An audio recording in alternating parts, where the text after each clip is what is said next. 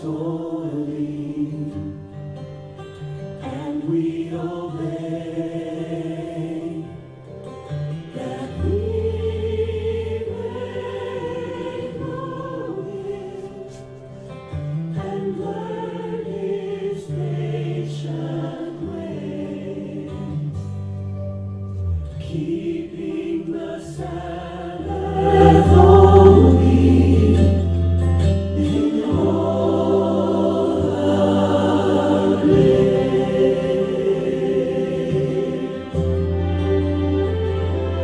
So enter His temple with high thanksgiving.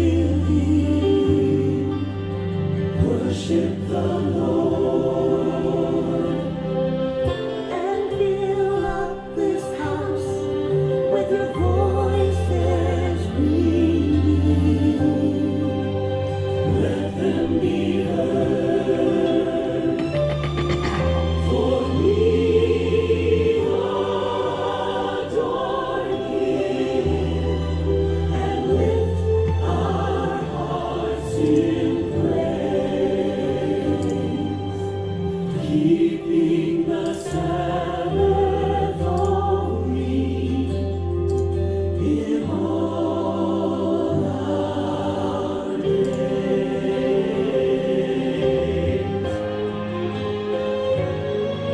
Remember the Sabbath to keep it holy. Honor the day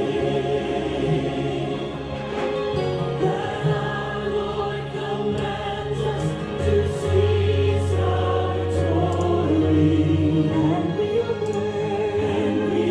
obey, that we may know Him and learn His patient ways, keeping the Sabbath holy in all our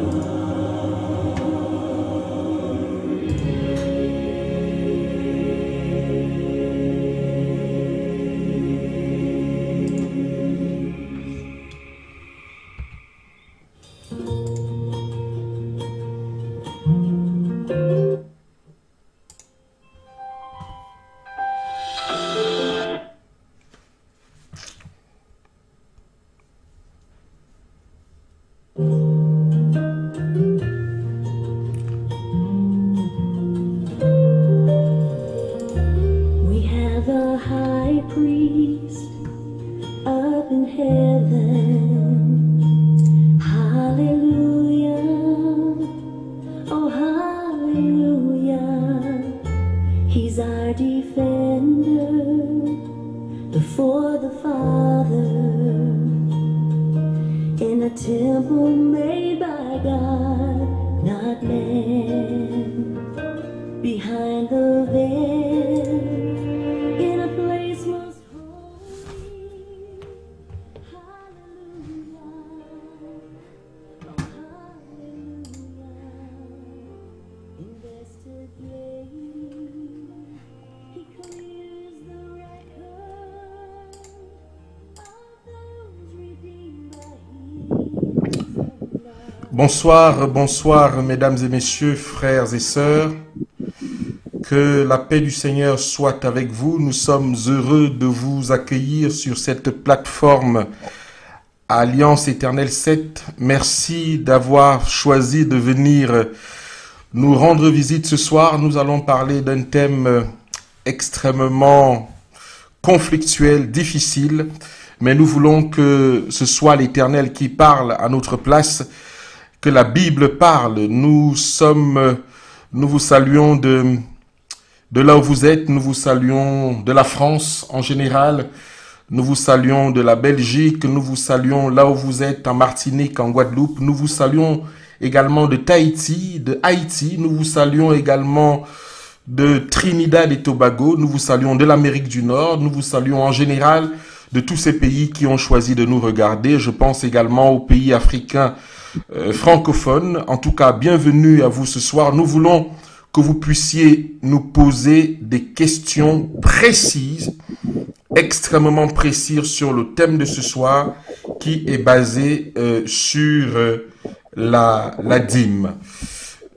Comme je le disais, très heureux de vous recevoir et nous voulons vous passer ici dans un premier temps quelques annonces pour ceux qui veulent pour ceux qui veulent avoir un moment de dévotion, un moment de prière. Nous vous présentons le groupe Jardin de Gethsémani. Le Jardin de Gethsémani, vous avez les indications pour vous connecter. D'accord, dans ce Jardin de Gethsémani, vous avez la dévotion du matin à 4h30, à 5h30. Vous avez la dévotion du midi, les prières d'intercession. Vous avez la dévotion du soir. Et vous voyez que les codes sont totalement différents selon les horaires de prière que vous choisissez. Et tous les jours à 21h, sauf le sabbat, le samedi, vous pouvez vous connecter à ces codes-là pour un moment de prière, de méditation et d'intercession pour tout type de sujet. En tout cas, je vous souhaite encore la bienvenue dans ce direct, dans ce live.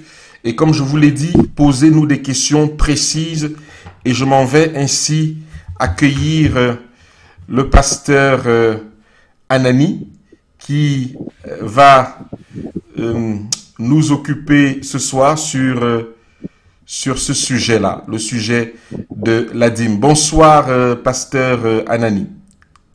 Bonsoir à tous et que le Seigneur vous bénisse tous là où vous vous trouvez. Je suis content d'être avec vous aujourd'hui et j'espère que ce sera fructueux et enrichissant pour la foi de chacun de nous. Alors, comme nous l'avons dit, nous allons procéder comme dans on appelle ça quoi, les tribunaux américains. Vous êtes pasteur, je suis du peuple et nous voulons exclusivement des réponses bibliques. Pasteur, est-ce que vous vous engagez à nous donner exclusivement des réponses bibliques sur le sujet de la dîme? Ok, d'abord, je ne suis pas un pasteur conventionnel. Je suis un enseignant et donc un chercheur. Je m'évertue, je m'engage à donner au peuple ce que, dans mes recherches, dans ce que j'ai appris, dans la doctrine que j'ai acceptée, la doctrine adventiste, ce qui est conforme à ce que nous voyons comme la dîme, et éventuellement être capable de pouvoir aller un peu au-delà de ce qui est dit, parce que éventuellement la dîme elle crée beaucoup de problèmes, les gens ne sont plus contents de la façon dont elle est utilisée. Nous allons essayer ensemble de proposer des solutions à l'Église. Donc dans ce sens, je m'engage. Mais je voudrais déjà quand même dire que je m'excuse déjà parce que vous savez, je suis un linguiste, j'ai appris plus de 7 langues mortes et je parle français et anglais. Et vous allez vous rendre compte que je n'ai pas de vocabulaire adéquat en français. Souvent, soyez indulgents avec moi. Souvent, je cherche le mot. Souvent, je ne l'ai pas correctement. Souvent, je parle de l'anglais à la place du français. Mais je pense que le Saint-Esprit va nous aider à pouvoir comprendre ce que je dis. Et maintenant, quant à mon engagement dans cette émission, les idées que je prône ici devraient normalement être en accord avec l'esprit de prophétie, mais je suis d'abord, avant tout, un chercheur de la Bible. Donc, c'est de là où je pose toutes mes compréhensions du phénomène de la Bible. Merci, Marc. Alors, pasteur, je pense que votre micro, comment vous appelez ça, votre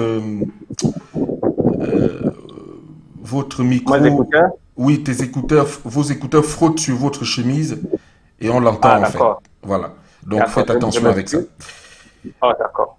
Alors, pour ceux qui ne connaissent pas le pasteur Anani, c'est un pasteur de notre communauté. Il est enseignant d'université. Il enseigne le grec et l'hébreu, d'accord. Et il a été aussi ancien recteur d'université adventiste. Il a déjà écrit plus de 40 livres que vous pouvez trouver sur Google, sur Amazon, je veux dire.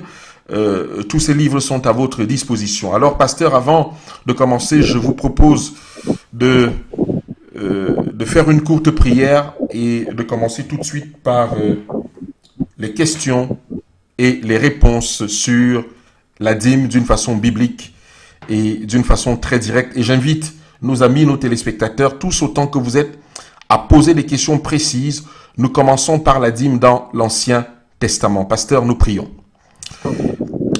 Notre Père qui est dans les cieux, nous te remercions pour ce moment que tu nous accordes. Nous voulons que le Saint-Esprit se saisisse de ces appareils, de l'Internet, du pasteur et de moi-même et de nos auditeurs pour la réponse aux questions. Nous voulons te remercier de rendre fluide le flux de telle façon qu'il n'y ait aucun souci, Père. Nous te glorifions et nous te remercions pour cela au nom de Jésus-Christ. Amen. Amen.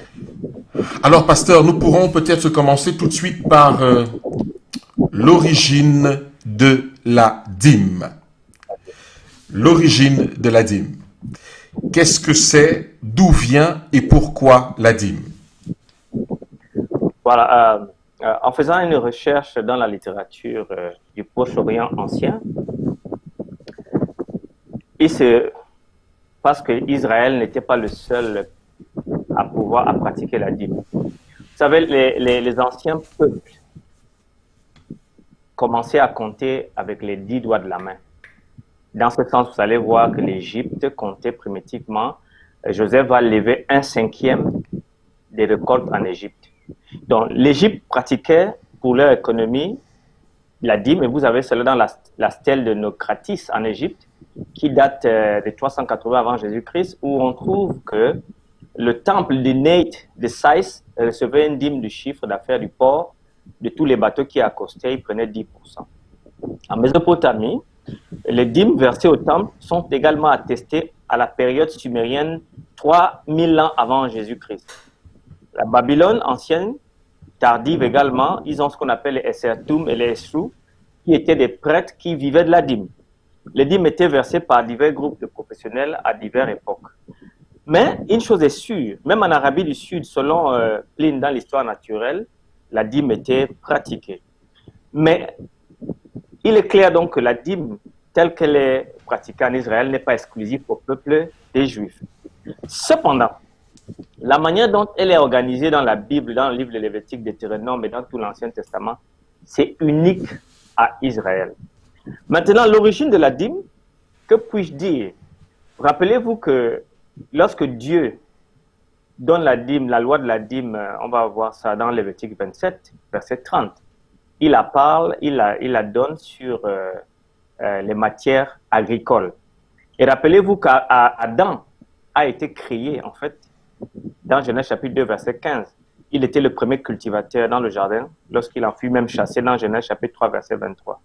Alors, moi je pense, et Madame Ouette aussi, je crois, le dit, dans Conseil à l'Église à la page 222, que la dîme remonterait même au temps d'Adam et au temps de Job. Voilà un peu, de façon brève, l'historique de la dîme tel que l'Ancien Testament peut le donner.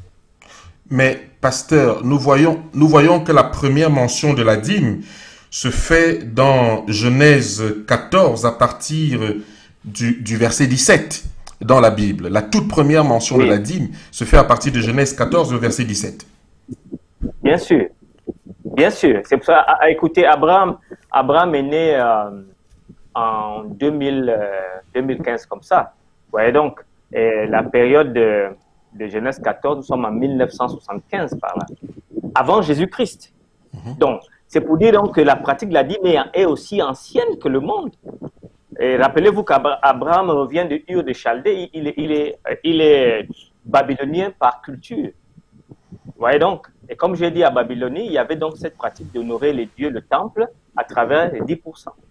Mais sur le plan biblique, la première fois que la Bible est mentionnée, parce que je suis allé sur le plan historique pour faire comprendre que tous les peuples du Proche-Orient ancien, l'Égypte, Babylone, la Syrie, l'Arabie du Sud, Babylonais, Sumer, Hittites, Ougarites, tous connaissaient la pratique de la dîme.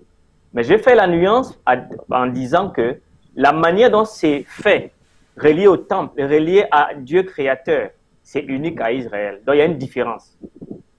Israël, c'est plus organisé, plus systématisé qu'ailleurs dans le Proche-Orient ancien.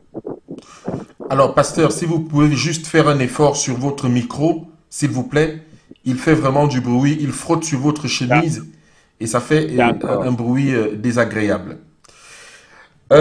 Alors, je disais donc que la première mention était dans Genèse 17, Genèse 14, verset 17. On voit bien que à ce niveau-là, ça n'avait rien à voir avec de l'argent. Well, vous savez, la dîme, d'après le texte que vous avez mentionné, Genèse 14, 20, la Bible dit Abraham lui donna la dîme de tout. N'est-ce pas? C'est très intéressant de savoir ça. Et ici, nous ne sommes pas sur des choses champêtres en tant que telles. Hein. En hébreu, c'est Mahasha Mikol. La dîme n'est limitée à rien, mais elle est légiférée, décrétée sur plusieurs choses que je vais montrer tantôt. Donc, elle ne se limite pas. Et dans Genèse 28, qui est Jacob, lorsqu'il doit ce monument, il dit, je te donnerai la dîme de tout ce que tu me donneras. Personne ne peut, de façon vraiment intellectuelle et spirituelle, croire que Dieu ne va nous donner que des herbes à manger. Nous n'aurions pas de richesse. Mais rappelez-vous que nous sommes à une période où la richesse n'était pas comme dans le monde moderne. Je vais montrer plus tard que la dîme a beaucoup évolué. Alors, dans l'ancien temps, la richesse était se mesurer en bovin, en cheptel. Et n'est-ce pas vrai? En termes de champs que vous possédiez. C'était ça votre richesse. Et comme je vais le montrer plus tard, l'argent en termes de monnaie a été amené par des Perses. Nous sommes là au 5e siècle avant Jésus-Christ. Avant, l'argent se faisait de façon de cycle, de poids. Mais en termes de monnaie, c'est une invention des Perses qui a été une innovation perse-grecque et qui ont impliqué ça dans le monde gréco-romain. Mais la dîme ne s'est pas limitée simplement à une seule richesse. Mais pasteur, je voudrais quand même revenir, faites toujours attention à votre micro, il fait encore beaucoup de bruit. Je voudrais quand même revenir, Okay. pasteur, sur ce que, sur ce que la Bible déclare. La Bible dit que, Genèse 14, verset 17, après qu'Abraham fut revenu vainqueur et des rois qui étaient avec lui, le roi de Sodome et de Gomorrhe à sa rencontre dans la vallée, dans la vallée qui est la vallée du roi. Melchisédek, roi de Salem, fit apporter du pain et du vin. Il était sacrificateur du Dieu très haut. Le verset 19, il bénit Abraham et dit, béni soit Abraham. Alors, je prends le verset 20. Béni soit le Dieu très haut qui a livré tes ennemis et tes mains. Abraham lui donna la dîme de tout. Mais lorsqu'on dit la dîme de tout, ce qu'Abraham avait là, ce n'était que le butin de la guerre, en fait. Oui, mais le butin de la guerre, Marc, se constitue de quoi? Se constitue de la chaîne de soldats qu'on a tués, se constitue de l'épée en argent qu'on a arraché dans le champ de bataille, se constitue des vivres qu'on a pris dans le camp ennemi. Donc, je pense qu'il serait puré de limiter la dîme à quoi que ce soit. Le mot tout signifie tout. Prenons le tel qu'il est, il se dit, signifie tout. Tout ce qui est revenu, tout ce qui est richesse peut être dîmé. Aussi simple que ça. Mais ce n'était pas des biens personnels, ça c'était exclusivement le revenu de la guerre et nous ne voyons pas dans la Bible où Abraham a refait cela. C'était exclusivement le revenu de la guerre et ce n'était pas des biens personnels à Abraham. Non, je crois que basé sur ce texte, on ne peut pas arriver à cette conclusion, Marc, parce que regarde, Abraham est allé se battre contre 7 rois. Il a gagné la bataille, il a délivré le peuple qui était dans les mains de ces rois et il a pris le butin de guerre qui était dans les mains de ces personnes. Quand vous gagnez une bataille dans le Proche-Orient ancien, les biens vous appartenaient en propre. C'est ça le problème, c'est ça. Mais Abraham a rendu tout. Il n'a pas pris, il n'a rien pris, il a rendu tout, mais il a simplement pris la dîme pour donner au prêtre de Salem qu'on appelle Melchisédek. Alors la question qui a été posée, est-ce qu'on donne la dîme sur l'argent? Je veux dire, la dîme est passée par plusieurs contextes. Contexte agricole, contexte monarchique, la perte de contexte monarchique, l'esclavage. Donc elle ne s'est pas arrêtée sur une chose. Elle a suivi les économies des temps. Mais sauf que nous voulons parler exclusivement, pasteur, de la dîme dans la Bible. Alors, nous voyons que Abraham a donné... Dans la Bible. Oui, Abraham a donné la dîme du produit de la guerre, ce n'était pas les biens personnels. Et nous voyons dans Genèse 28, à partir du verset 20 à 22, le problème de la dîme avec Jacob, qui promet la dîme de tout au Seigneur. Mais nous ne voyons pas où, effectivement, il est écrit que Jacob a justement fait ce qu'il a dit. Et s'il a fait ce qu'il a dit, il ne l'a que fait à peu près 20 ans après, d'après ce que nous lisons dans le texte. Donc, écoute, Marc, ça, c'est une très mauvaise lecture des Saintes Écritures. C'est pour ça que je vous pose la question, pasteur. Les Saintes Écritures, ce n'est pas un cahier d'Abraham ou d'Adam. Les Saintes Écritures, c'est une fenêtre vers l'histoire. Alors, dans l'histoire de Jacob ou celle d'Abraham, c'est une fenêtre qui nous est ouverte, qui dit que je te donnerai la dîme de tout ce que tu me donneras. Et Jacob a vécu, il a été très vieux, il a vécu plus de 100 ans. Et donc, tu ne peux pas, à partir de ce texte, dire que Jacob n'a eu que ce jour-là pour ne pas avoir donné plus tard. C'est une conclusion que j'appellerais en recherche non séquiture. Ici, ce que je vois que Abraham et Jacob ont reconnu la primauté de Dieu dans tout ce qu'ils possédaient. Sur la terre, Dieu était le créateur. Sur la guerre, c'est Dieu qui donnait la victoire. Sur même les acquisitions qu'ils avaient, tout cela venait de Dieu. Et donc, ils rendaient la dîme de tout ce qu'ils possédaient. C'est aussi simple que ça. Voilà le principe qu'on sort de là. Et maintenant, les petites choses de dire ici, dîme, tout, l'argent, billets, dollars et autres là, c'est pas l'objet du texte. C'est que le texte dit simplement en principe, le texte reconnaît que tout ce qu'une personne possède, il reconnaît que c'est de Dieu qui la reçoit et il devra donner une dîme. Maintenant, dans son économie, parce que nous n'avons pas les mêmes économies, Marc, on a des économies différentes. La dîme est passée par plusieurs contextes. Il y a le contexte des patriarches, la patriarchie, la théocratie, en passant par la monarchie, jusqu'à la perte des avantages de la monarchie. Et donc, tous ces systèmes-là ont suivi des économies différentes. Et ces économies étaient sujets à des dîmes. Parce que, comme je l'ai dit, l'argent en temps de monnaie a commencé par la darique perse. Nous sommes là au 5e siècle en passant, jusqu'à l'époque gréco-romaine. Et tout a été dîmé. Alors, est-ce que nous ne constatons pas que dans les deux premiers cas de la dîme que nous venons de prendre, celle d'Abraham et celle de Jacob, ce sont des dîmes spontanées. Ce n'est pas une prescription de la donnée. Ce sont des dîmes spontanées en ce qui concerne les patriarches. Ok. Marc, il y a un verset de la Bible qui dit clairement que Abraham a obéi à toutes mes lois. C'est un verset de la Bible. Je vais vous le donner plus tard, je vais le chercher pendant que nous parlons. Alors, il y a des lois que nous voyons Abraham faire. Par exemple, le cas de l'adultère. Ce n'est pas écrit au temps d'Abraham qu'il ne fallait pas faire l'adultère, mais nous voyons bien qu'Abraham savait que l'adultère était quelque chose qui n'était pas cohérent. Alors, ici, la loi est venue lorsque Dieu s'est libéré un peuple d'Égypte. Il les a amenés jusqu'au désert de Sinaï. C'est dans Lévitique chapitre 27, verset 30. Que la loi a été donnée. Et c'est comme ça sur plusieurs choses. Beaucoup de choses que les gens faisaient qui ont été décrétées comme loi plus tard. C'est dans Lévitique 27-30, toute dîme de la terre, soit des récoltes de la terre, soit du fruit des arbres, appartient à l'Éternel. Parce que Dieu s'est fait un peuple. Et c'est à ce moment donné qu'il fixe la relation entre les biens qu'il leur remettrait par bénédiction et qu'ils devraient retourner par la grâce de Dieu pour soutenir le temple et le sanctuaire. Mais là encore, pasteur, on se rend compte que cette dîme-là n'est pas une dîme qui concerne de l'argent, ça concerne exclusivement des produits de la terre. Et on a l'impression que ceux qui payaient la dîme étaient des gens qui avaient du bétail, étaient des gens qui avaient des fermes, bref, qui pouvaient le faire. On n'a pas l'impression ici que c'était autrement. Marc, je te pose une question. Dans Matthieu 23, verset 23, donne-moi, sors-moi là où est-ce que dans la loi, ce qui est dîmé à l'intérieur. Hein? La dîme de la menthe, de la nette. Oui. Du cumin. Ça n'existe même pas dans l'Ancien Testament. Ces trois choses-là ne sont pas commandées dans l'Ancien Testament. Mais c'est toujours dans le monde agricole, pasteur. C'est toujours dans le monde agricole. Non, mais j'arrive. C'est-à-dire que quoi que ce soit dans le monde agricole, ce n'était pas nommé comme ça. Parce que les Hébreux ils faisaient quoi? Ils plantaient la vigne, principalement. Quand tu parles de l'agriculture en Israël même aujourd'hui, c'était la vigne. Mais maintenant, ici, voilà un homme personnel qui était pharisien, qui avait son propre jardin. Et dans ce jardin, il avait des petits, des plantes aromatiques. Il n'y a aucun commandement ici. Marc, dans le PowerPoint que je t'ai envoyé, j'ai spécifié qu'est-ce qu'il faut dîmer. Et c'est très clair que la dîme n'est pas restée statique. Elle a évolué. Elle a pris en compte, dans Deutéronome chapitre 14, verset 24, tu as vu que la dîme pouvait être échangée pour de l'argent, si c'est le mot argent que tu cherches. Non, mais je suis d'accord, mais elle pouvait être échangée pour de l'argent lorsqu'on rachetait la dîme qu'on avait donnée.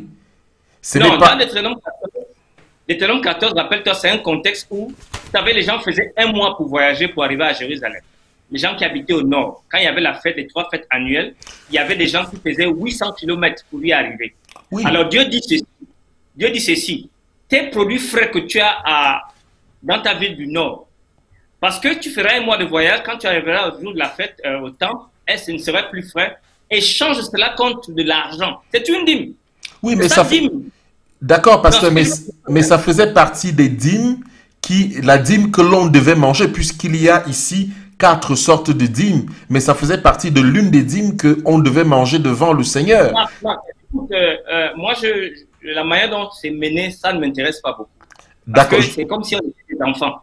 Moi, je parle avec des principes. D'accord. Le principe de l'Ancien Testament, c'est simple. On dîme tout. Fin. Est-ce que c'est Patrick qui doit répondre l'argent ou pas? Je ne peux pas, répondre à ça. Mais ce que je peux dire, en hébreu, l'adjectif tout n'est limité en rien. Mais achat, mais tout ce qui est revenu richesse. C'est ça que je peux dire. Je ne peux pas dire autre chose. Bon, maintenant, faisons les petites choses comme ça, là, ça ne m'intéresse pas beaucoup parce que ça me fait descendre là où je ne peux pas descendre. Très bien. Quand tu entends, c'est un adjectif, c'est là, c'est tout. Donc, ce n'est pas à nous de venir dire qu'est-ce qu'on peut ou ne peut pas. Tout ce qui est richesse, à chaque époque, dans le PowerPoint, là, tu vas voir, j'ai été spécifié les 8 choses qu'on peut retrouver dans la Bible. Ce n'est pas limité simplement au plan, ni au bovin, ni à ça. Ça a évolué, ça a suivi l'économie monétaire des Juifs à leur moment. Ok, pasteur, merci pour ta réponse. Alors, à qui est destinée justement ici la dîme? Bon, quand le texte de Lévitique le dit clairement, et le texte est clair dans Lévitique 30, n'est-ce pas? Il dit, afin qu'il ne manque pas la nourriture dans ma maison, c'était donné aux gens qui servaient le temple. Et dans le service du temple, il y avait 38 000 lévites, parce que vous devez comprendre 38 000 lévites, 600 prêtres. Alors, la dîme était donnée aux lévites d'abord, et les lévites donnaient leur dixième également aux prêtres qui étaient moindres. Alors, les lévites étaient organisés en période de 4 000 lévites qui étaient portiers, choristes, et ainsi de suite. Donc, il y avait par grande fête, vous pouvez avoir 12 000 lévites autour du temple pour des fonctions bien prescrites. Mais les prêtres étaient dans une classe de 24 prêtres. Alors, la plupart de ces gens n'avaient pas de cité, n'avaient pas le droit de cité, n'avaient pas le droit d'avoir la terre. Ils vivaient donc autour de Jérusalem, pas trop loin du temple.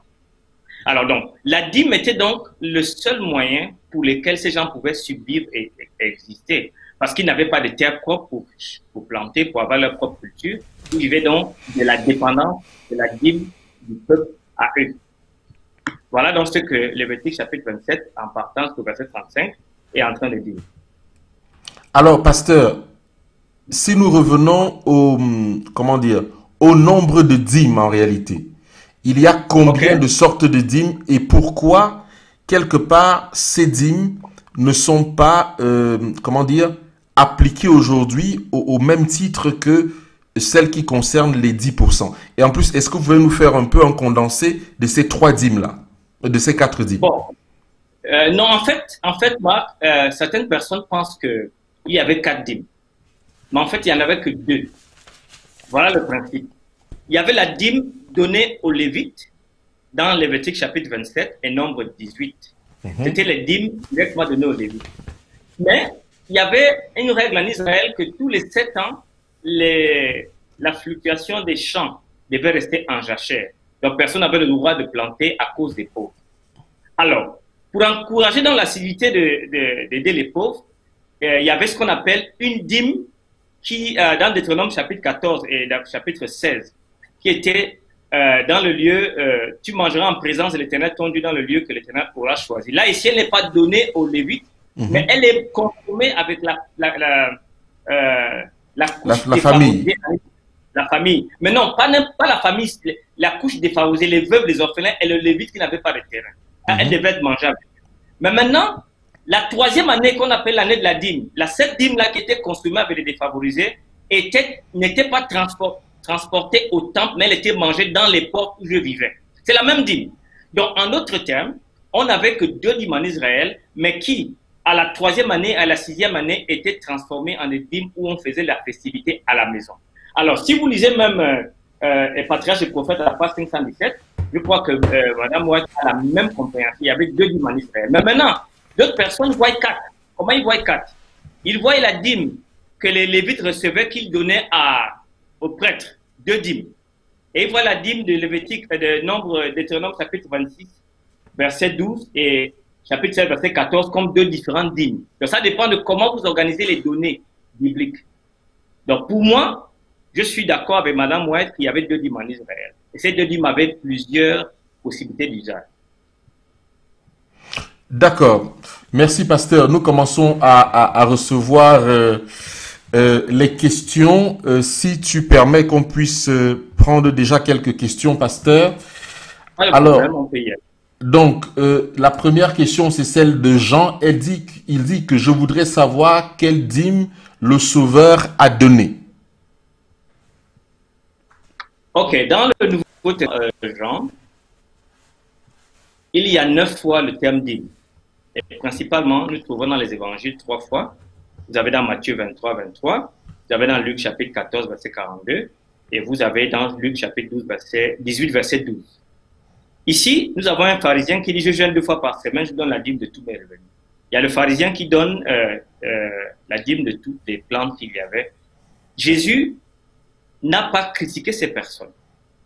Maintenant, relié à Jésus elle-même, vous avez dans la relation entre Melchisédek dans Hébreux chapitre 7 et Melchisédek et Jésus et les Lévites et Abraham. Vous voyez maintenant là que Jésus-Christ n'est pas réellement présenté comme quelqu'un qui donne la dîme, mais présenté comme étant le prêtre sans fin, le prêtre éternel qui reçoit la dîme de tous les enfants de la terre, depuis Abraham jusqu'à la fin du temps. Donc, la question de savoir Jésus a donné la dîme, les textes de la Bible ne nous disent pas, mais Paul donne une signification très probable. Considérez comme verset 4, combien est grand celui auquel le patriarche Abraham donne la dîme du butin. C'est des fils de Lévi qui exercent le sacerdoce, ont d'après la loi l'ordre de lever la dîme sur le peuple, c'est-à-dire sur leurs frères, qui cependant sont issus de leur rein. Verset 6. Et lui, qui n'a pas de son origine, il éleva la dîme sur Abraham, il bénit celui qui avait des promesses. En fait, Jésus reçoit la dîme. Mais il y a un phénomène intéressant. Les passages sont tous ici au présent. Verset 8. Et ceux qui perçoivent la dîme, l'ambanousine, ceux qui font le grec, c'est un présent masculin pluriel. Au temps de Paul, l'épître hébreu a été écrit au plus tard en 44 après Jésus à 65. Nous sommes ici, je prends la date de 65 après Jésus-Christ. Paul, lorsqu'il parle de la dîme, il ne la met pas au passé. Il dit ceux qui perçoivent l'ambanousine, ceux qui reçoivent, ceux qui prélèvent pour d'autres versions d'Arbi. Donc la dîme est actuelle sur le point de vue du Nouveau Testament. Elle n'est pas reléguée au passé comme nous voulons le faire. Elle est actuelle.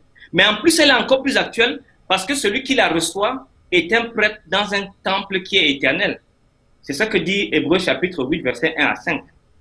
Voilà ce que je peux dire. D'accord. J'ai une question qui me taraude l'esprit, mais je prends d'abord les questions de nos auditeurs.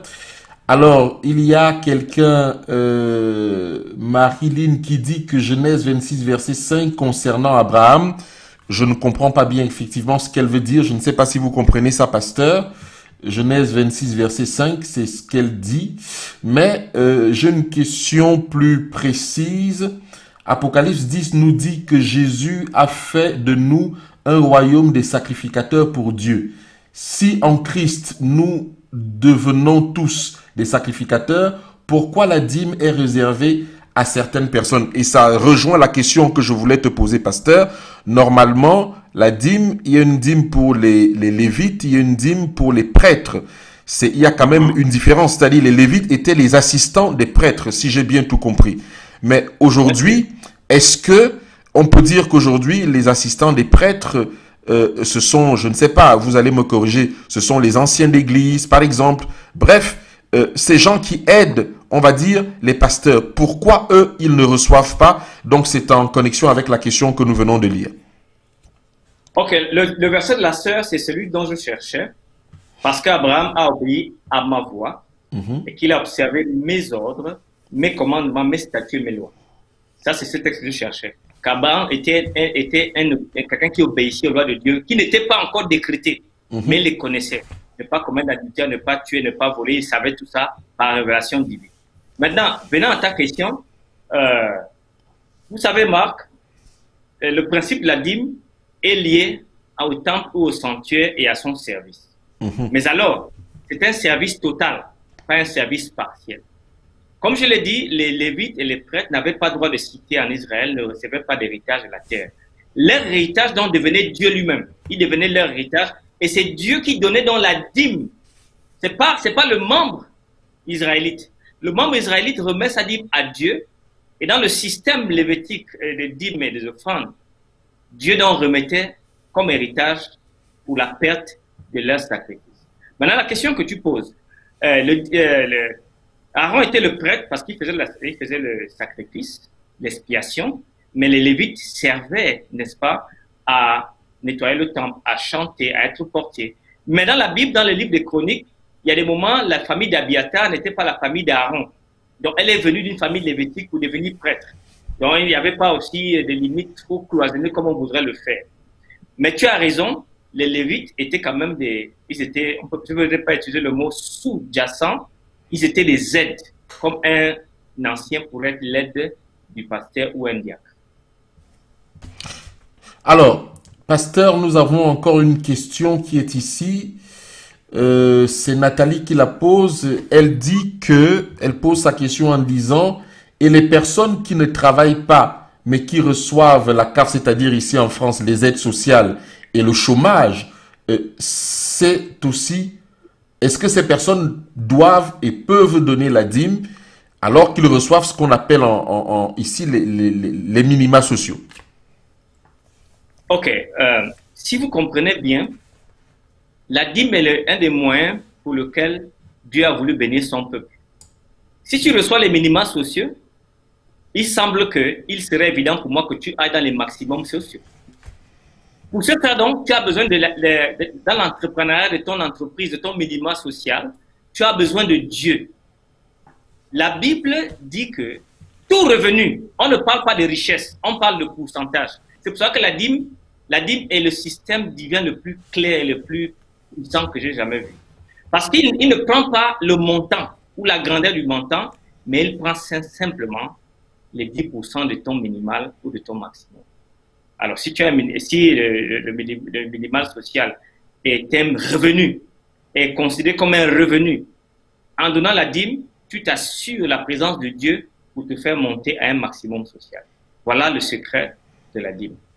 La dîme n'est pas un problème de montant. La dîme n'est pas parce que je gagnerais beaucoup plus que je donnerais. Non, la dîme, c'est 10% de tous nos revenus. Tu es pauvre, tu donnes tes 10%. Tu es riche, tu donnes tes 10%. Mais on se rend compte, selon des recherches que j'ai faites dans un article, je ne me rappelle plus lequel, on se rend compte que plus des personnes deviennent riches, moins elles donnent de la dîme. Voilà les faits saillants que je pourrais dire. Alors, nous avons une question aussi. Est-ce que c'est 10% du brut ou 10% du net? Ok, ici, là, nous sommes en train, là, c'est des problèmes pratiques. Il y a des personnes qui donnent la dîme, comme moi, sur tout ce que je gagne. C'est-à-dire que le brut, c'est ça que je donne la dîme. Mais il y a d'autres qui estiment qu'après avoir enlevé les charges, ils donnent. Chacun est libre sur sa dîme. Ce n'est pas quelqu'un d'autre qui va avoir la conscience sur mon argent. C'est moi et Dieu. Il y a d'autres qui sont totalement fidèles, ils la donnent sur tout ce qui est à payer. D'autres qui le donnent sur le brut. Je ne suis pas l'arbitre de votre conscience. Je pense que chacun de nous, nous aimons Dieu et nous savons ce que nous devons faire parce que le Saint-Esprit nous dit. Je ne réponds pas réellement pour vous, mais moi, ce que je fais, je donne la dîme sur l'ensemble de qualité de mon salaire. Ok, très bien, pasteur. Merci beaucoup. J'aimerais qu'on essaie d'avancer sur quelques questions que... alors, finalement, quelles sont les raisons et le but de la dîme?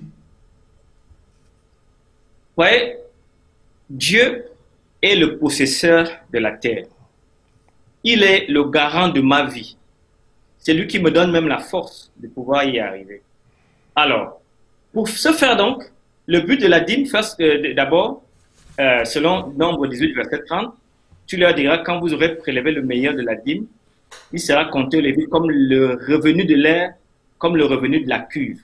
Alors, la dîme était comme un salaire. Le but, c'était d'entretenir le personnel du temple ou le personnel du sanctuaire. Alors, mais cependant, cette dîme reconnaissait quelque chose, que Dieu est le possesseur de l'effort physique, il est celui qui bénit même l'effort physique, il est celui qui bénit même les 90% lorsque je donne les 10%. Le but de la dîme, donc, est d'abord également bénir les défavorisés, les Lévites qui n'avaient pas la grâce d'avoir quelque chose, mais également un but inavoué, c'est de bénir celui qui donne la dîme. C'est cela que je vois dans le texte biblique de cette façon, et c'est comme ça que je le fais. Alors, nous allons continuer à prendre quelques questions parce que le temps passe très très vite. Alors, il y a Jean qui donne le verset de Deutéronome. De Deutéronome, je pense que nous avons déjà lu, pasteur. Il y a Fabrice qui dit le net et Jean dit que tu achèteras avec l'argent tout ce que tu désireras, des bœufs, des brebis. Ouais, ça c'est le verset que nous avons entrelu également. Des liqueurs fortes, tout ce qui te plaira. Ça c'est la dîme qu'on devait manger avec sa famille devant l'Éternel.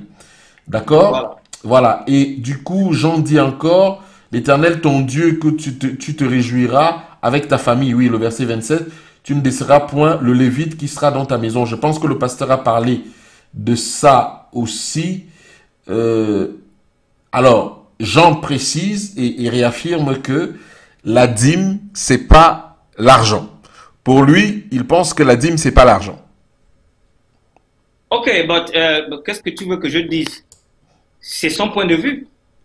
Mais ce que je suis en train de vouloir dire, je veux dire que la dîme ne s'est pas limitée simplement aux items, aux choses agraires, agricoles, ni aux choses de l'agriculture. Ça a évolué, ça s'est développé jusqu'à la période perse, jusqu'au Nouveau Testament. On voit que le revenu de l'air, le revenu du champ, le revenu de la guerre, toutes ces choses n'étaient pas limitées. Bon, si vous voulez la limiter, j'espère au moins que vous serez, vous êtes au moins cultivateur.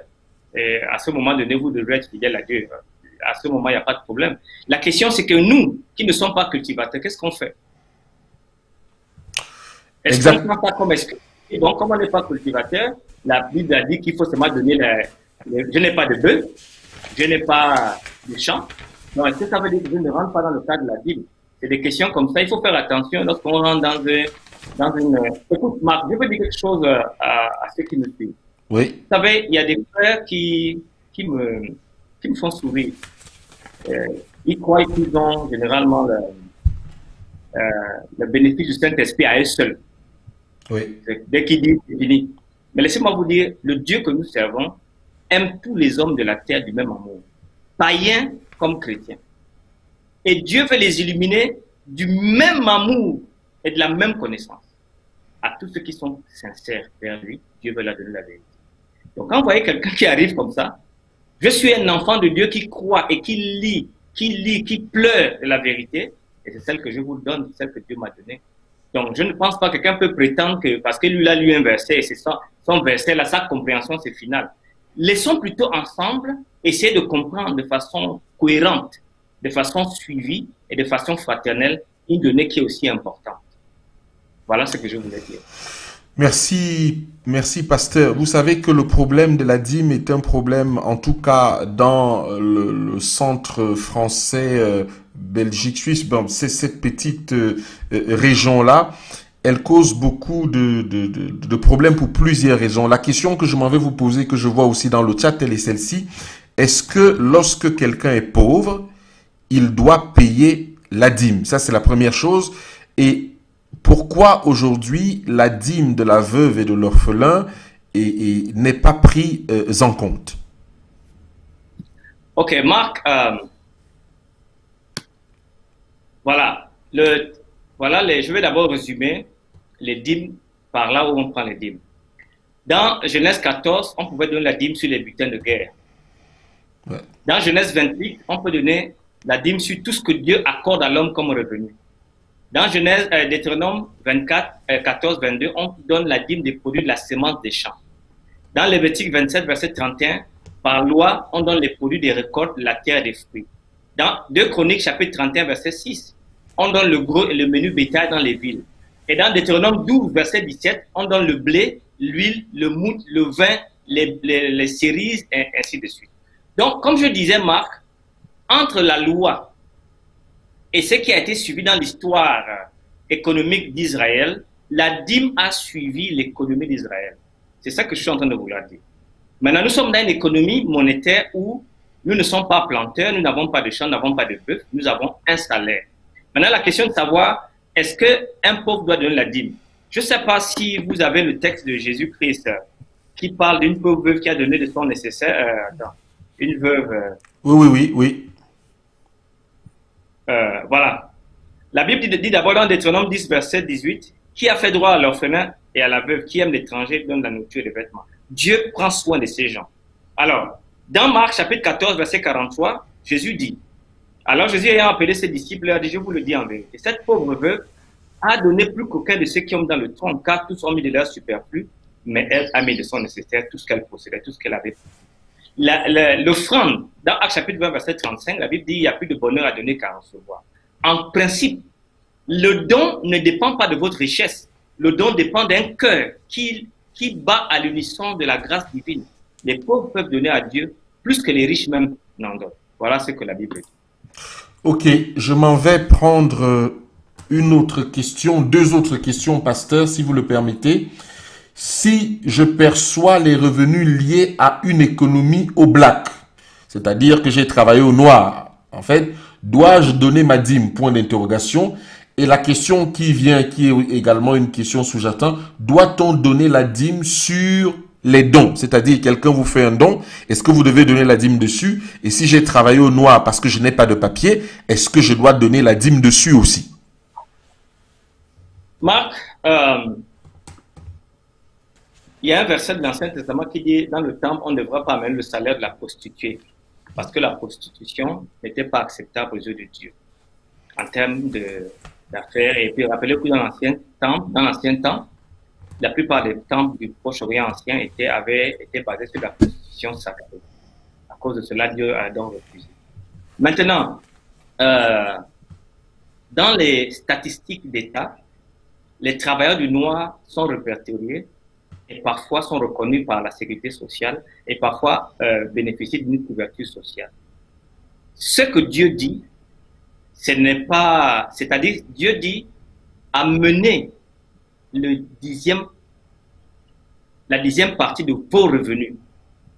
Maintenant, si tu estimes que tu es une prostituée, je te dirais, basé sur la Bible, c'est pas la peine de l'amener au temple. Maintenant, si tu travailles comme étant un gars de cœur, qui travaille la nuit, un balayeur la nuit, sans papier, ainsi de suite, la question c'est de savoir est-ce que c'est un revenu. La deuxième question c'est de savoir est-ce que tu aimerais être béni de l'Éternel. Quand tu réponds à ces deux questions, la question ne se pose même pas. Mais, pasteur, je ne sais pas si j'ai assisté personnellement à une prédication d'un de vos collègues sur la dîme et j'étais témoin de cela, je suis témoin. Et malheureusement, le pasteur disait que si l'on ne paye pas la dîme, on le payera dans les maladies, dans toutes sortes de choses, c'est-à-dire dans des choses qui vont nous faire dépenser. Que pensez-vous de cette façon de présenter les choses? Marc, en fait, le pasteur a raison et il avait tort également. Il a raison de savoir que quand quelqu'un n'est pas associé à Dieu dans le ministère, quelqu'un ne vit pas pour le royaume de Dieu, quelqu'un ne vit pas pour presser par sa contribution au royaume de Dieu, eh bien, il est clair que cette personne n'a pas la bénédiction divine. Et quand vous n'avez pas la bénédiction divine, cela se manifeste dans beaucoup de choses autour de vous. Le pasteur a raison en un but. Mais le pasteur a tort parce que la Bible ne nous encourage pas à donner par motif de peur. La Bible dit sans tristesse ni contrainte.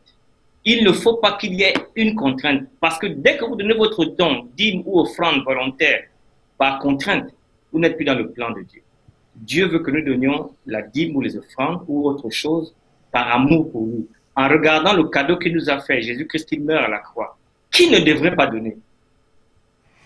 C'est ça. Alors, Donc, ça ne va pas être poussé par une motivation pastorale ou par une menace de la chair, mais ça va être motivé par moi qui ai une relation avec Dieu.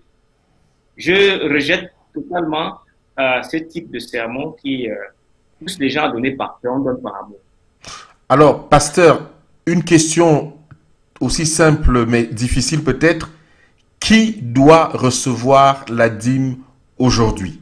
C'est-à-dire que vous savez que nous avons, Paul le dit, celui qui travaille dans la prédication doit vivre de la prédication, celui qui travaille au temple doit vivre du temple. Et aujourd'hui, nous avons l'organisation de l'Église. D'ailleurs, je vous prie de nous dire également l'historique, comment nous en sommes arrivés à cette pratique dans l'Église. Mais il y a également ce qu'on appelle les ministères d'appui à l'évangélisation, qui s'appellent aussi les ministères indépendants. Qui doit recevoir la dîme? Parce que je souhaiterais que on parle après aussi, peut-être dans une prochaine émission, de ce qu'Ellen White dit de la dîme. Mais qui doit recevoir la dîme aujourd'hui? Ok, vous savez, Marc, simplement l'historique de la dîme. L'Église a été créée aux États-Unis et nous avons été un mouvement qui est passé sous forme d'Église en 1863. Mais déjà depuis 1857, il y avait ce qu'on appelle la panique de 1857, c'était une récession économique aux États-Unis. Alors, cette dépression donc a mis l'Église en problème. On ne savait pas comment vivre, comment payer les prédicateurs itinérants, les missionnaires. Alors, l'Église donc a demandé aux membres de donner, n'est-ce pas, une partie de leurs biens. Donner, les gens de 18 à 60 ans, donner 5 à 20% par semaine pour pouvoir soutenir donc le travail de l'Église. Alors, et d'autres donc qui avaient des propriétés, ils donnaient 1 à 5% pour chaque tranche de $100. Et plus tard, donc, en 1860, la conférence générale donc, a essayé de faire des publications en 1961. Et là, on a commencé à donner donc 10% des revenus sur la propriété. Et les premières références dans le principe de la dîme viennent donc en 1870 sur le plan historique de l'Église, pour tous les revenus qui s'est généralisé. Alors, c'était en 1876, donc, la session de la conférence a voté qu'il était du devoir de tous les membres de donner 10% pour leurs revenus et de leurs ressources. Mais ce qui est bien ici à savoir, ce n'est jamais devenu une condition d'adhésion à l'Église adventiste. Vous pouvez être adventiste sans donner votre dîme. Donc voilà, la question de savoir donc quel est ceux qui reçoivent la dîme. Sur le point de vue biblique, on a vu que la dîme était liée à un service du temple ou un service du sanctuaire. Paul, dans 1 Corinthiens chapitre 9, en a donné des principes vraiment révolutionnaires, qui dit que celui qui annonce l'évangile vit l'évangile. Donc Paul a élargi donc le champ de perspective de ceux qui peuvent recevoir la dîme. Maintenant, il y a un problème qui se pose. Vous faites partie de l'Église adventiste en tant que membre, mais vous avez un ministère itinérant qu'on appelle un ministère indépendant. Alors comment? C'est ça la question. Vous-même, en tant que personne, vous êtes fidèle à l'Église adventiste, qui est votre Église à laquelle vous avez accepté, mais vous avez également un ministère indépendant. Vous prenez la dîme d'où? Et ça a créé beaucoup de situations. Et je me rappelle, en 1976, le comité a rejeté Hope International parce que Hope réclamait la dîme chez certains membres adventistes. Alors, si tu as un ministère indépendant, il faut faire une réflexion. D'où tu reçois la dîme? C'est des questions que je ne peux pas répondre ici, mais en tant que quelqu'un, et ça m'engage à moi, si j'avais un ministère indépendant, et qu'il était indépendant, reconnu par l'Église, travaillant pour l'Église, sur ce que je fais, je donnais ma contribution, parce que déjà, beaucoup d'entre nous ont fait des ministères indépendants, on enseigne de façon indépendante, nous ne recevons rien. Vous savez, pour être à Facebook, la plupart des gens, vous devez avoir un studio au moins de 2 à 3 000 $, vous le faites à vos propres frais. Et la question se pose, non, mais comment recevons-nous ces choses? Et c'est donc là où le problème se pose. Marc, moi je pense que le champ c'est le monde, ça c'est ma solution. Paul également dans le livre de Corinthiens dit il faut pas aller grappiller là où l'autre a planté. Si moi je deviens totalement indépendant, le champ c'est le monde, je me ferai mes propres membres qui seront adventistes, mais à qui, parce que je suis leur père spirituel, je demanderai de supporter mon ministère. Et ce qu'ils font de leur dîme et de leur responsabilité, elle n'est pas la responsabilité de l'Église, la dîme est un bien personnel. Je décide de là où je l'envoie. Ça c'est le principe. Mais ce que je trouve anormal, c'est qu'un ministère indépendant vienne demander la dîme chez des gens qu'il n'a pas amenés à l'évangile parce qu'ils appartiennent à l'Église adventiste. Je ferai mon champ missionnaire, je trouverai mon peuple que je mettrai dans l'Église adventiste, mais je leur dirai, écoutez, si vous êtes venus à la grâce, c'est parce que quelqu'un a travaillé et j'ai besoin d'un soutien. Est-ce qu'ils vont me donner des dîmes? Est-ce qu'ils vont me donner des offrandes? Leurs dons restent à leur propre responsabilité. Mais je pense qu'il ne faudrait pas aller grappiller là où l'Église est déjà instituée ou installée. Voilà ce que moi je dirais. Et ça n'engage que moi. ma réponse. Mais, pasteur, votre réponse, effectivement, n'engage que vous, mais on a quand même l'impression que dans ce cas, on va faire de l'évangélisation parce qu'on attend quelque chose en retour. Or, ce n'est pas le but ce n'est pas le but de la dîme là-dessus. Aujourd'hui, nous avons vu dans la Bible que les Lévites étaient les assistants des prêtres en réalité. Et les Lévites étaient des chantres, étaient ceux qui transportaient les ustensiles du sanctuaire, qui bénéficiaient de la dîme. Pourquoi aujourd'hui les anciens d'église ne le font pas? Ceux qui chantent d'une façon consacrée ne le reçoivent pas. À une certaine époque aux États-Unis, les lectrices bibliques, c'est-à-dire souvent les femmes des pasteurs, Ellen White a réclamé à ce que elles reçoivent aussi de la dîme. Pourquoi est-elle concentrée aujourd'hui justement dans une seule direction? Ça, c'est la première chose. Et la dernière, c'est également de définir finalement qu'est-ce que la Bible entend aujourd'hui par la maison du trésor. Ok, premièrement, Marc, la dîme, au moment où nous sommes en train de parler, paye les instituteurs d'école primaire, paye les médecins missionnaires, ils sont payés par la dîme. La dîme, quand j'étais recteur de l'université, les pasteurs qui travaillaient à l'université, j'ai demandé et j'exigeais qu'ils soient payés par la dîme. Donc, ce que je veux dire, c'est que la manière dont nous avons compris ça de façon théologique, la dîme était payée par les serviteurs du temple. Mais rappelle-toi, Marc, c'est le temple qui payait les choristes c'est le temple qui payait les choristes. C'était pas que le choriste était indépendamment payé par le peuple, mais le choriste était ouvrier dans le temple comme choriste, et les dîmes étaient données aux lévites qui apportionnaient 10% aux prêtres et donnaient la part des choristes. Donc, si les ministères indépendants doivent recevoir la dîme de l'Église, je pense que c'est un appel que nous devons faire à l'Église. Puisque nous avons tous une même mission, la mission d'amener, de prêcher Jésus-Christ. Les pasteurs que nous avons actuellement, le nombre de pasteurs que nous avons ne sont pas suffisants pour amener le monde entier à l'obéissance de Christ. Alors, un ministère indépendant reconnu par l'Église devrait être pris en compte à travers la dîme. C'est une proposition que moi je fais, je pense que les leaders de l'Église m'écoutent et je pense que ce qui est mieux à faire, qu'ils sachent que, bon, voilà, telle structure est un ministère indépendant, nous la reconnaissons comme telle, et ils sont dans leur théologie en accord avec la Bible, nous sommes d'accord avec eux, et d'une part de la dîme, nous leur donnons de la dîme pour pouvoir continuer leur mission de l'évangile, parce qu'en fait, nous travaillons tous dans le même but, amener, faire des nations des disciples de Christ. Voilà la solution que je fais. Maintenant, la maison du trésor, Marc, vient d'un mot, un terme hébraïque qu'on appelle Bet Atzor, Bet Atzora, qui signifie simplement trésor, maison du trésor, qui était non seulement le trésor du temple, mais ça pouvait également être n'importe quel trésor que tu vois, par exemple le trésor du roi, ainsi de suite. Donc, c'était cette chambre, parce qu'il y avait des chambres connexes, les chambres connexes au temple dans lesquelles les Lévites dormaient, mais il y avait dans ces chambres, on pouvait prendre une ou deux, et dans lesquelles donc on mettait les provisions amenées par le peuple. C'est cela qu'on appelle donc la maison du trésor. C'était une forme de chambre constituée pour, comment on appelle ça, stocker les vivres qui étaient amenés par les membres au temple. Et aujourd'hui, qu'est-ce que c'est finalement dans cette maison du trésor aujourd'hui, puisque on ne ramène plus les vivres dans le temple? Comment peut-on considérer dans la maison du trésor aujourd'hui? Bon, écoute, la maison du trésor n'existe plus puisqu'il n'y a plus de temple physique. Maintenant, le principe maintenant d'emmagasiner ce qui est offert existe.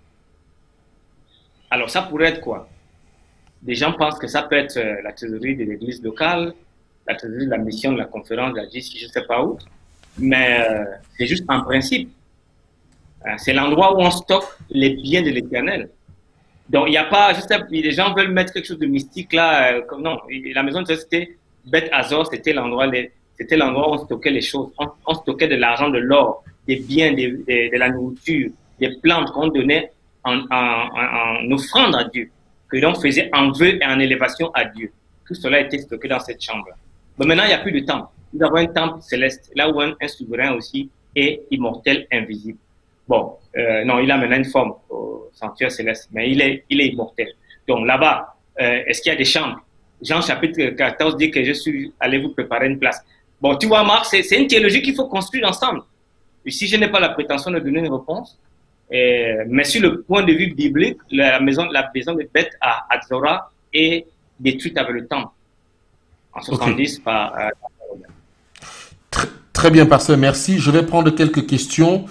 Jacqueline nous dit, je suis d'accord avec vous, pasteur, mais que faites-vous de tout l'argent que vous récoltez de nous? Et nous avons parlé quelque part, pasteur, de la dîme aux orphelins, aux veuves. Je pense que c'est aussi en connexion avec ça que cette sœur vous pose cette question. Ok, selon l'esprit de prophétie, vous ne devez pas utiliser l'argent de la dîme pour donner aux pauvres. Vous avez d'autres moyens. Selon l'esprit de prophétie, les Israélites donnaient 30% de leurs revenus, mais ne s'appauvrissaient jamais. La question qu'elle pose est une question qu'on appelle d'assessment ou enfin, les membres d'église veulent savoir qu'est-ce qu'on fait de leur dîme de façon globale. Je me rappelle, je l'ai lu quelque part, mais je ne me rappelle plus de la véracité historique. Il y a une année, entre les années 98-2000, l'Église adventiste, en termes de dîme, avait laissé 6 millions de membres. On était classifiés derrière Elf Aquitaine, qui était une compagnie de pétrole en France, en termes de revenus. Donc, les dîmes et les offrandes des membres d'Église, c'est énorme. Nous sommes une Église très riche. Cependant, à cause de l'administration, il me semble, beaucoup de cet argent aussi est utilisé dans les voyages, dans les listes et ainsi de suite. Alors, les membres se posent la question, cela est même décent? Ça, c'est pas à moi qu'il faut poser la question. La conférence générale, elle existe, les missions, les unions sont là. Vous pouvez la leur dire. Mais dans cette émission, peut-être que cette émission va donner une idée de ce que les membres sont déjà regardant sur un contexte global où toutes les informations sont ouvertes de la façon dont même on utilise la dîme. Et là, je pense que l'affaire. Maintenant, la dîme, selon l'esprit de prophétie, n'est pas utilisée pour les pauvres. Maintenant, dans ce que tu dis, dans la dîme de la 3e année, la dîme annuelle qu'on utilisait pour les défavorisés, comme je l'ai dit la dernière fois quand j'ai parlé de la dîme, nous n'avons pas pris le système de dîme en Israël. Nous en avons pris le principe de 10%.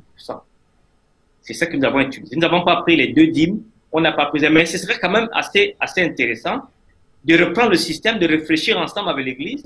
Et je pense également, nous sommes en train d'appeler les leaders. Pourquoi ne pas laisser à une personne, à la fin de l'année, de dire que voilà, j'ai récolté ma dîme et ceci, je veux le partager avec les pauvres. Ça, c'est une question que l'Église ne peut pas répondre. C'est de votre responsabilité, Ok. La dîme, c'est une affaire personnelle. Chaque personne l'utilise selon ce que Dieu met dans son cœur.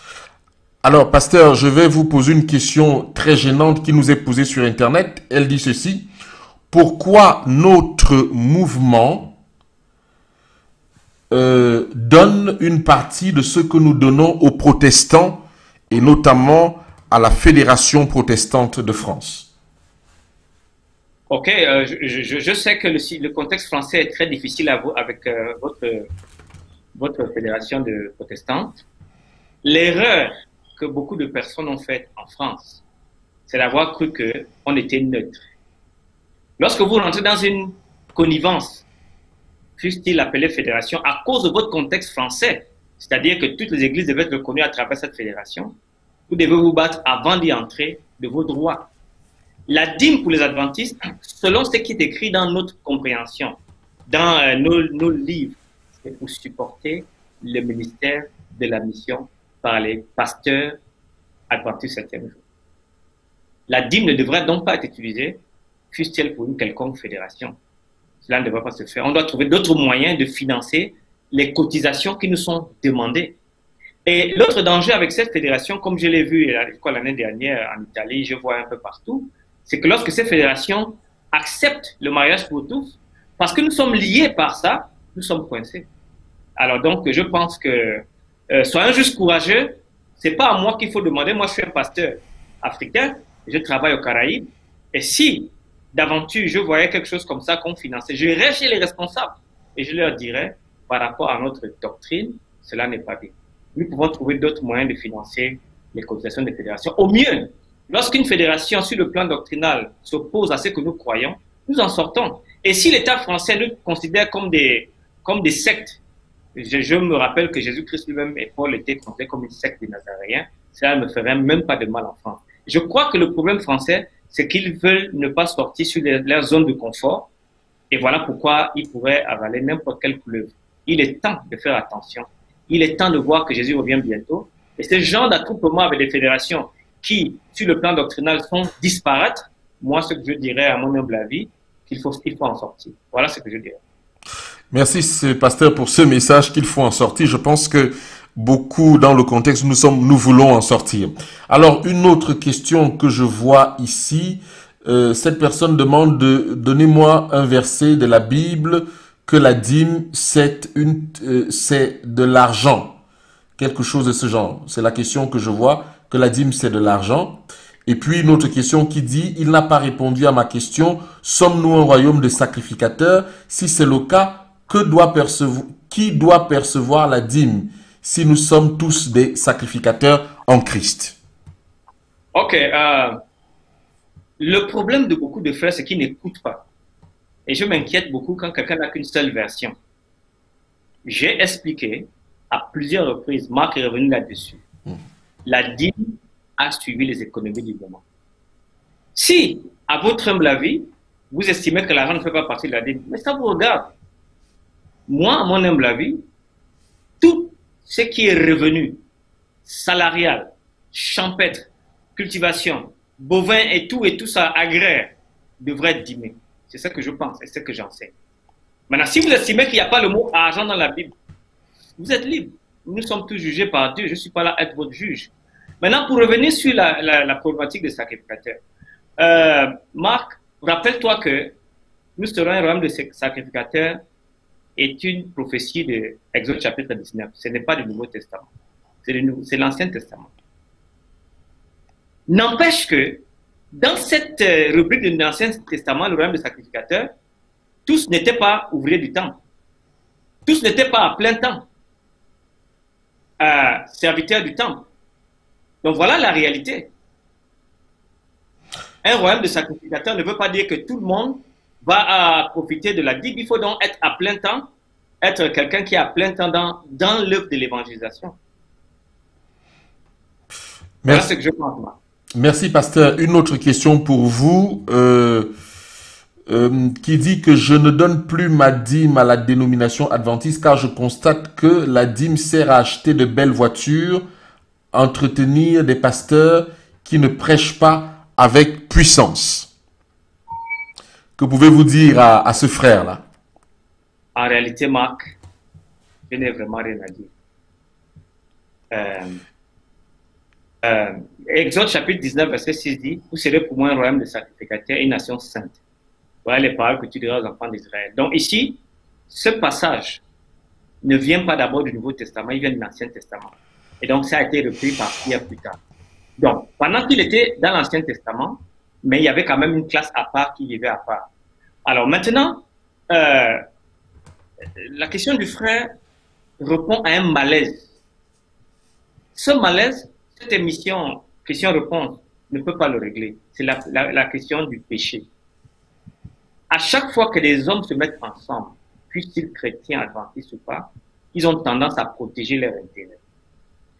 Si l'intérêt d'un système, d'une église, c'est de faire la mission de l'évangélisation, elle va mettre les ressources pour ce faire.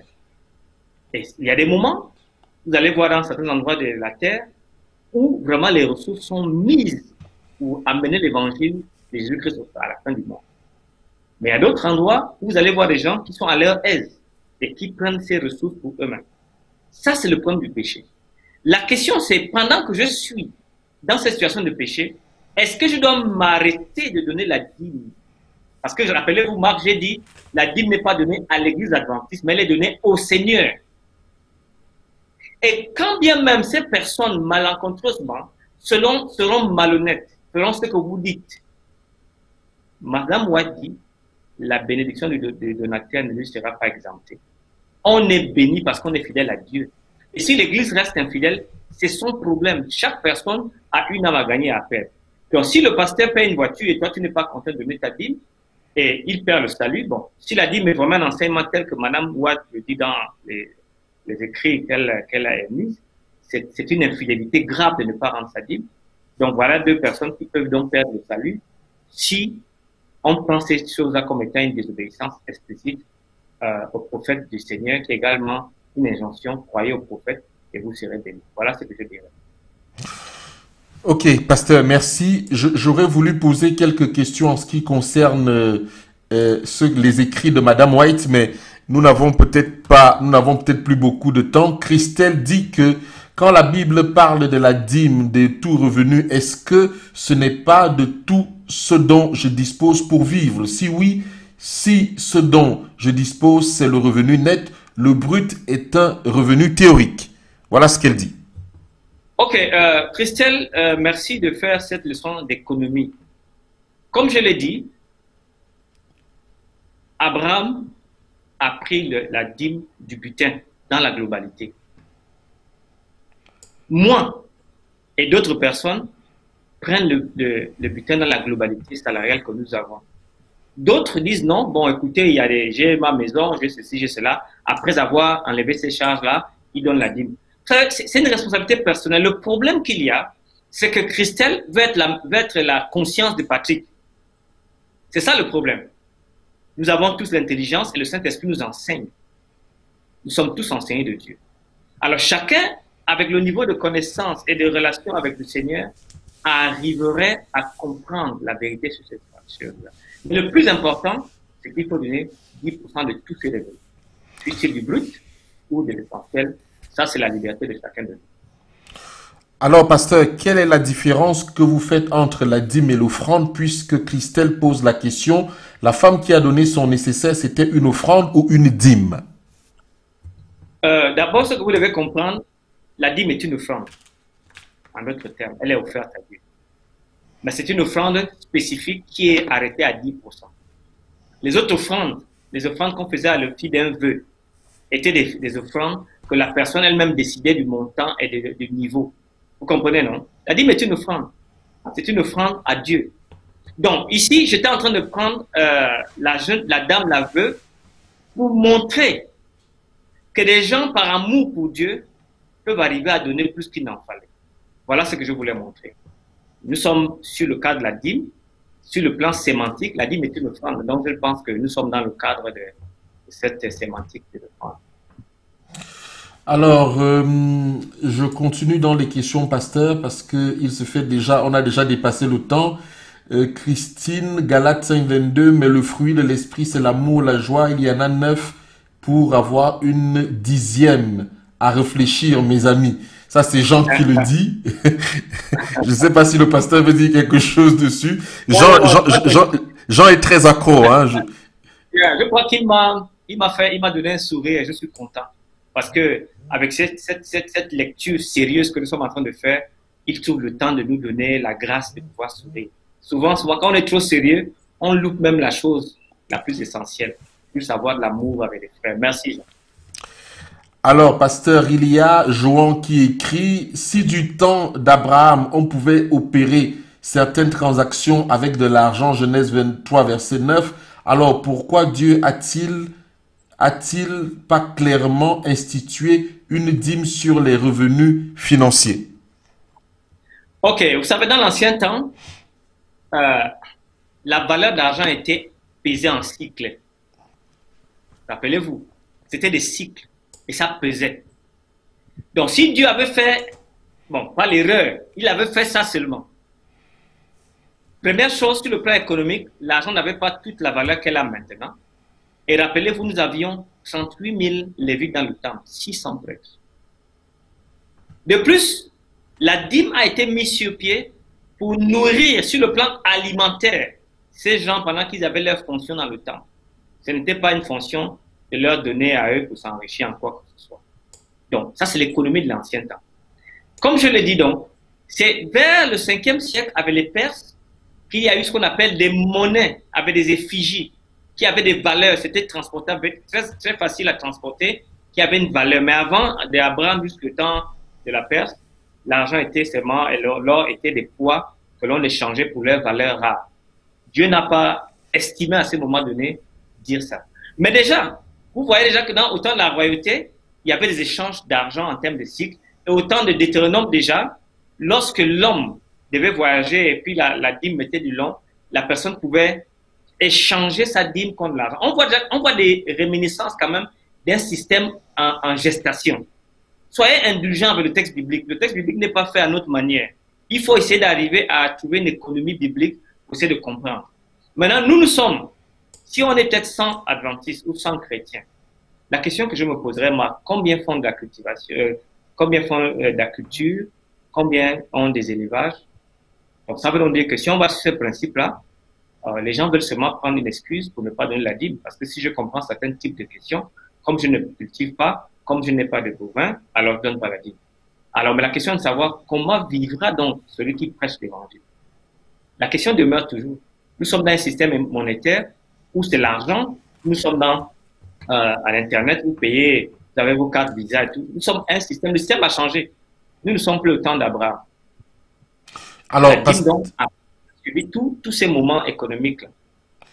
Alors, pasteur, est-ce que la dîme suit, alors c'est Joan qui pose sa question, aujourd'hui, est-ce que l'Église reconnaît toute dîme qui n'est pas sous forme monétaire? Ok, moi j'ai la grâce d'avoir travaillé au Cameroun, à Nangay Boko. Nangay Boko, c'est un village, un des plus merveilleux villages d'Afrique. J'ai eu la grâce que des membres d'Église m'aient offert leurs prémices dans leurs champs, les arachides, le manioc. J'ai eu la grâce d'avoir le safou. J'ai eu la grâce d'avoir... Non, c'est un privilège. Le problème, vous les gars, là, en France, les champs sont industriels. Personne, normalement, vous n'allez pas voir quelqu'un qui a un champ à côté. Mais si vous avez un petit jardin chez vous, donnez des prémices comme les pharisiens dans Matthieu 23, 23.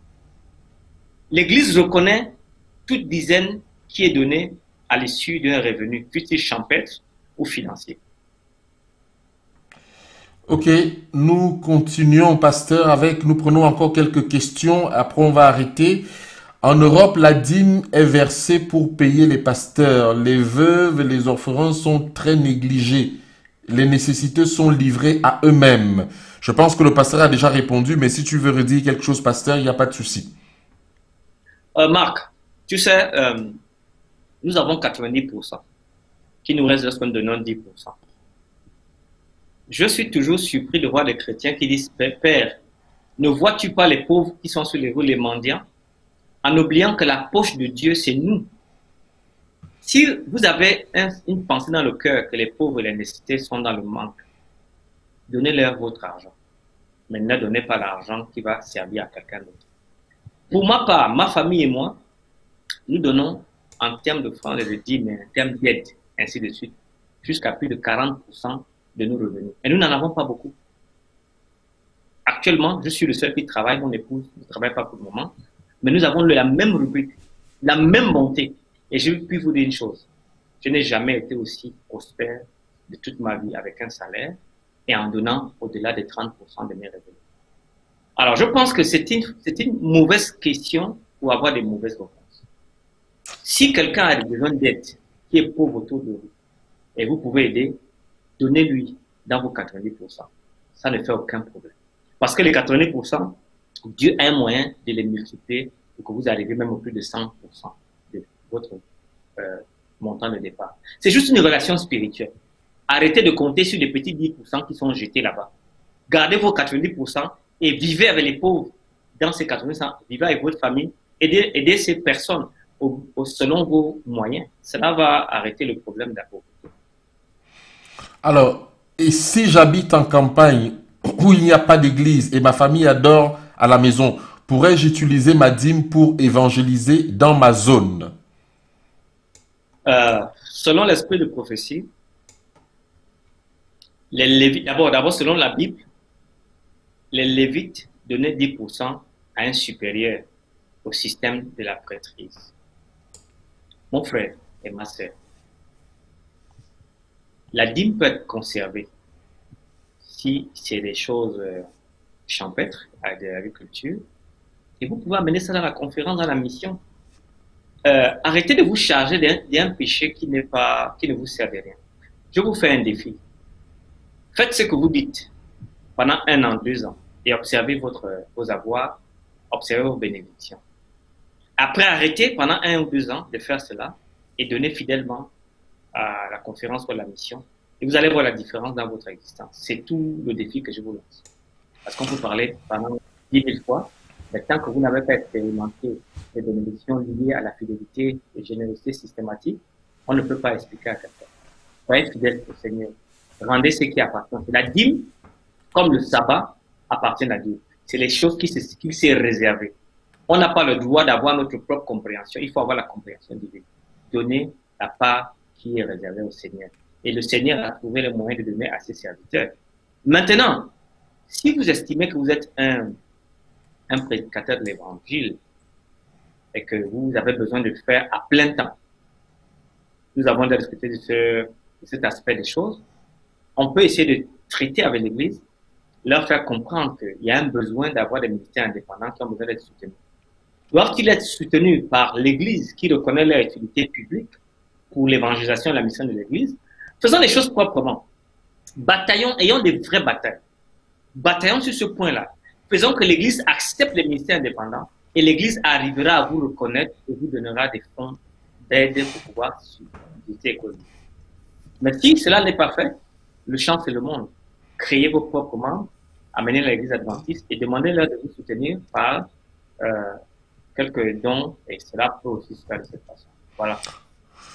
Mais alors, pasteur, je prends encore quelques questions, mais je pense que l'esprit de prophétie recommande quand même, je ne sais pas si vous l'avez lu avec moi, qu'on peut acheter avec l'argent des dîmes les livres de l'esprit de prophétie et les distribuer pour l'évangélisation. Je l'ai lu et je pense que je l'ai reçu, je l'ai relu aussi.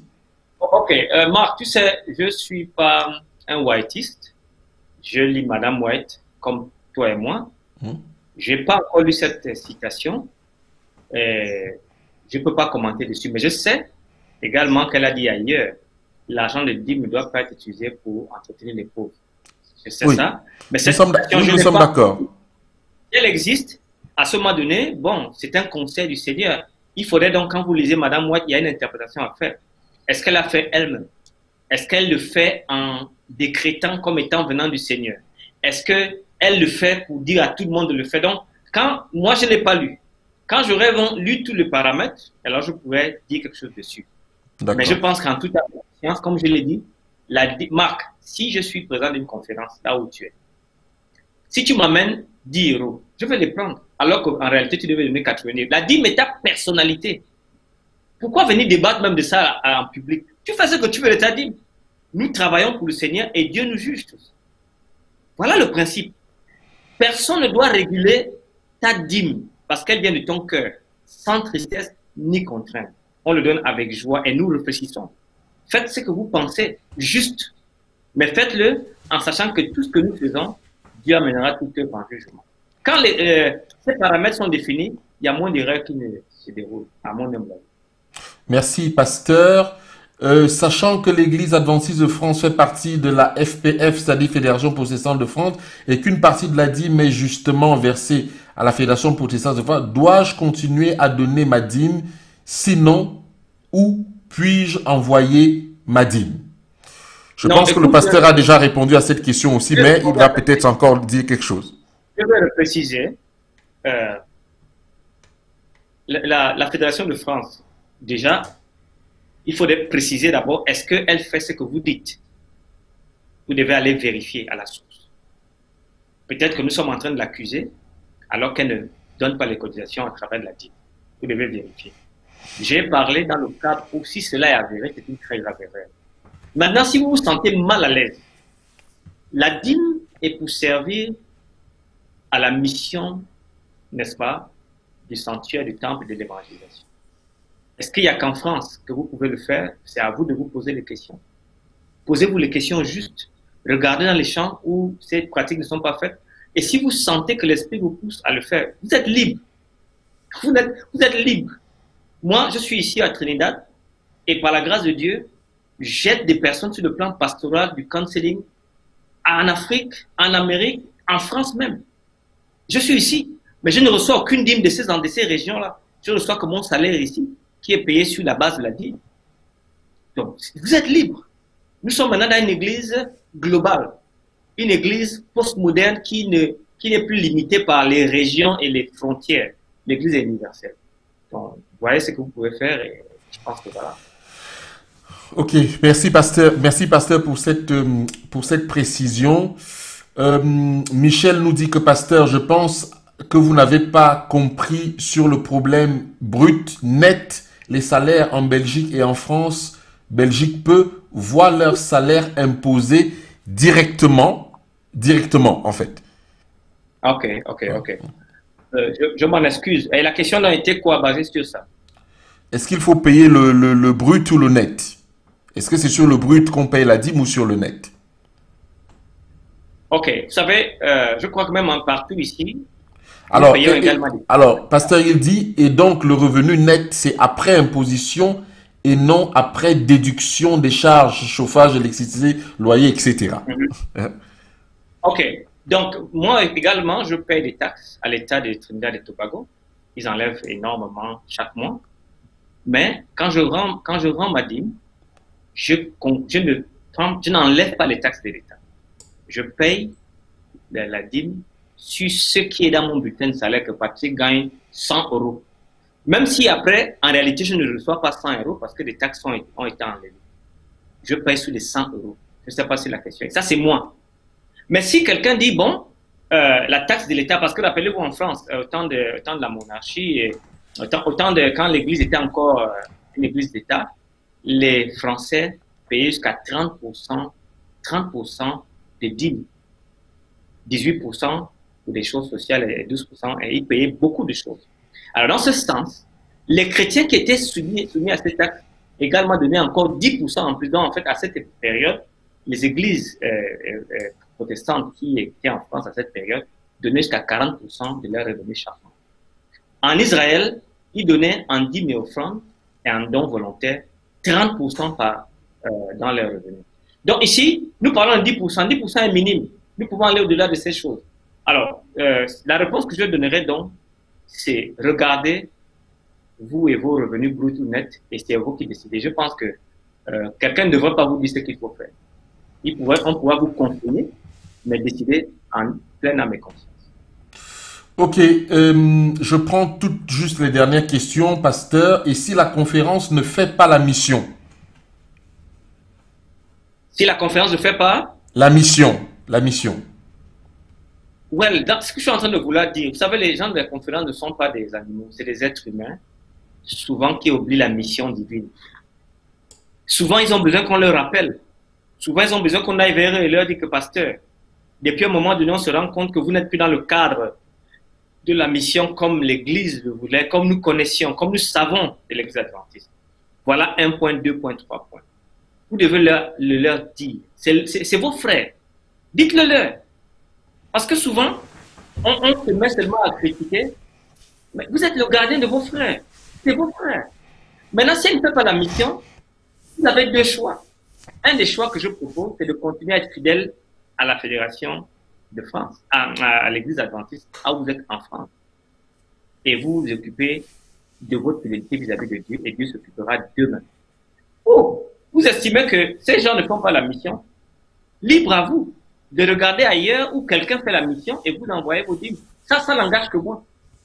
Mais, à mon humble avis, avant de faire une ou l'autre de ces deux choses, j'irai vers le pasteur président de la Fédération adventiste de France et je lui dirai sincèrement que je rends compte que l'Église ne travaille plus. Ils s'achètent des cars, ils vivent dans les costumes, ils vont dans les voyages, ils font ceci. Mais quelle est la mission d'évangélisation? Je lui dirai ça. Et quand j'aurai fini de dire ça, nous allons prier et peut-être que j'aurai ramené une âme dans le droit chemin. Arrêtons de parler derrière le dos des gens. Allons vers eux. C'est là où se passe l'action. C'est là où le Seigneur veut que nous ayons la grâce de leur dire. Voici ce que je dirais à ce frère. Merci, pasteur. Ça a été un moment très éprouvant. Nous n'avons pas fait le condensé en tant qu'adventistes du 7e jour de ce que l'esprit de prophétie dit d'une façon graduée et évolutive. de la dîme en réalité, car nous avons les citations, nous avons la fameuse lettre à Watson, nous avons les prises de position qu'elle a eues par rapport à la dîme, et elle a précisé derrière que l'Éternel ne l'a pas reprimandé pour ça. Je voudrais mettre ces documents-là à votre disposition et nous le ferons un condensé. Pasteur, je voudrais poser la dernière question en ce qui concerne la dîme et l'évangile de la prospérité. Parce que c'est pour ça que d'autres personnes disent que les pasteurs s'enrichissent, en tout cas dans d'autres dénominations, sur le dos des membres. Quelle est la différence que vous faites entre la dîme et la prédication de l'évangile de la prospérité qui gangrène effectivement la chrétienté aujourd'hui? La dîme ici, pour le chrétien, est la reconnaissance que c'est Dieu qui peut tout, qui donne tout et à qui il doit rendre pour sa modeste contribution dans ma vie et mon succès, rendre une contribution minimale de 10%. L'évangile de la prospérité ici, c'est un faux évangile.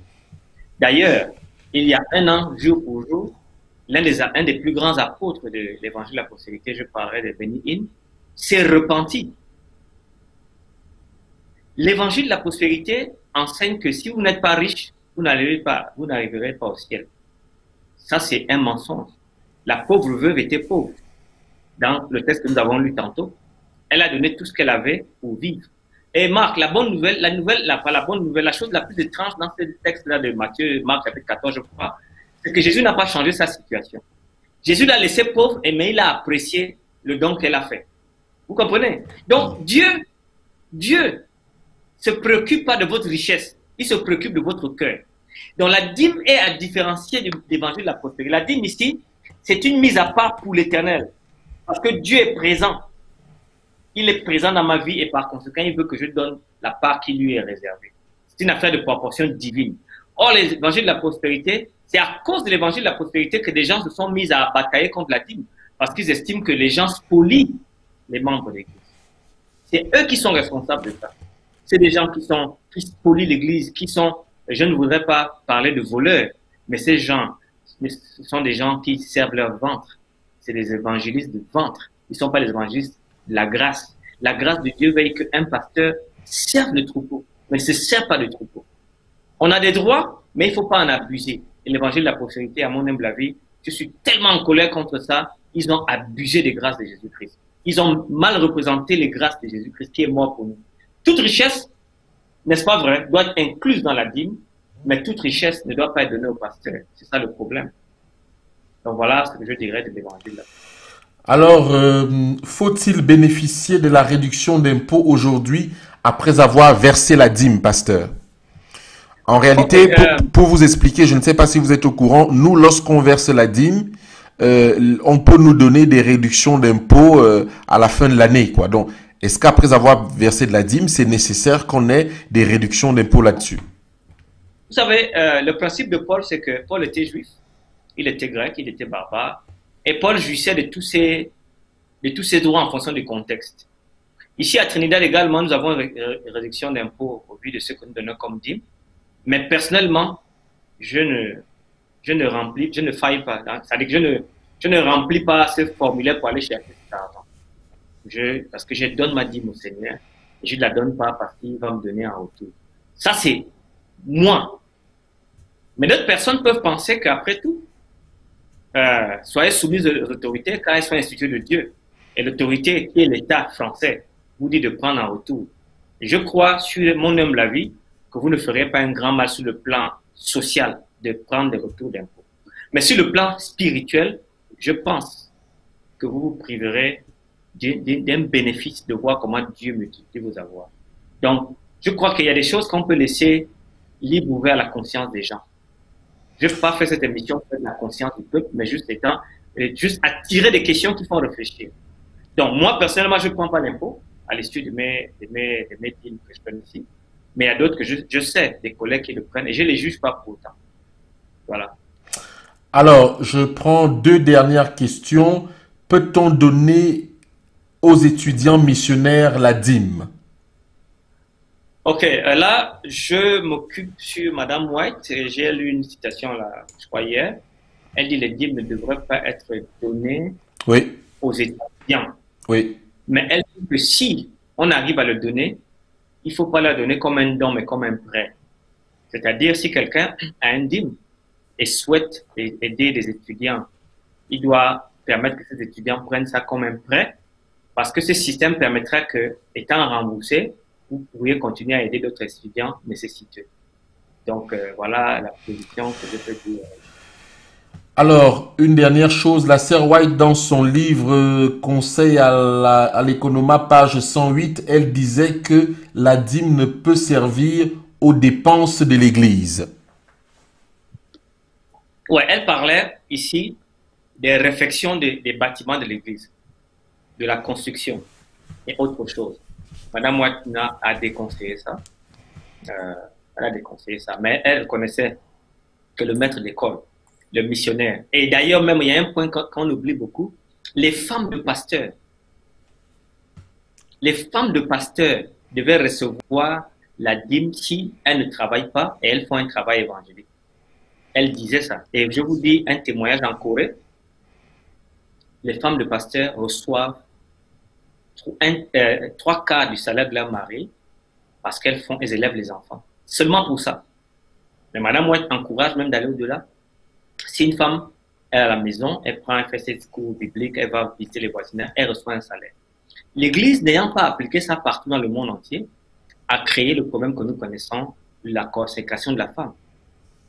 Pour moi, je crois à ce qu'on appelle égal paye, c'est-à-dire que tout travail mérite salaire. Fût-il femme, fût-il enfant. Nous avons créé des problèmes en faisant ceci. Mais, de théologie. OK? Allez-y, pasteur. J'allais vous poser une question un peu...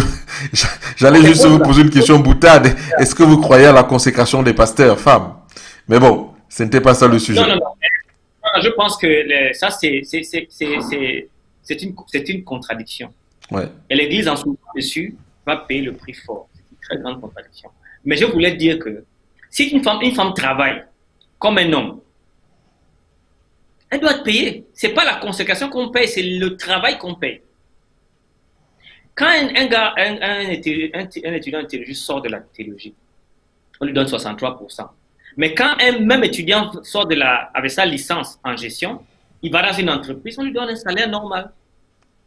Je pense que l'Église doit revoir sa politique de salaire parce qu'elle ne crée plus le problème qu'elle le fasse, elle fait le bien. Je pense, à mon humble avis, et je crie fort, que c'est une erreur de consacrer la femme et c'est une erreur de ne pas payer la femme qui travaille dans le ministère évangélique. Béni, en fait, vous avez tous entendu, hein, le pasteur n'est pas pour la consécration des femmes. Pasteur, vraiment une toute dernière question avant votre dernier mot de la fin. En période de grâce, devrions-nous toujours payer la dîme? Puisque, et c'est sur ce texte-là que la sœur disait que nous sommes tous sacrificateurs, en fait. D'accord? Donc, en période de grâce, devrions-nous payer la dîme? Quand vous voyez le texte que nous avons lu de Hébreux chapitre 7, n'est-ce pas? Vous avez lu le verset 8, on dit que... chapitre 9, on dit, de plus Lévi, qui perçoit la dîme, l'a payé pour ainsi dire par Abraham, car il était encore dans les rêves de son père lorsque Melchisedec allait au-devant d'Abraham. Vous savez, entre Abraham et la tribu de Lévi, il y a 575 ans. Entre la tribu de Lévi et le livre d'Hébreux, il y a 1510 ans. Donc la dîme a deux aspects. La dîme a un aspect prospectif et rétrospectif. Au temps d'Abraham, Lévi n'était même pas encore né. Abraham, en payant sa dîme, a fait de façon prospective, c'est-à-dire regardant vers l'avenir, qu'un jour, quelqu'un viendra pour bénéficier de la dîme. Nous, maintenant, au temps de la grâce, nous regardons de manière rétrospective dans le passé ce que Christ a fait pour nous. Et en plus, la perfection du ministère lévitique est plus grande que le ministère d'Abraham. Nous avons Christ qui est dans le temple éternel au ciel.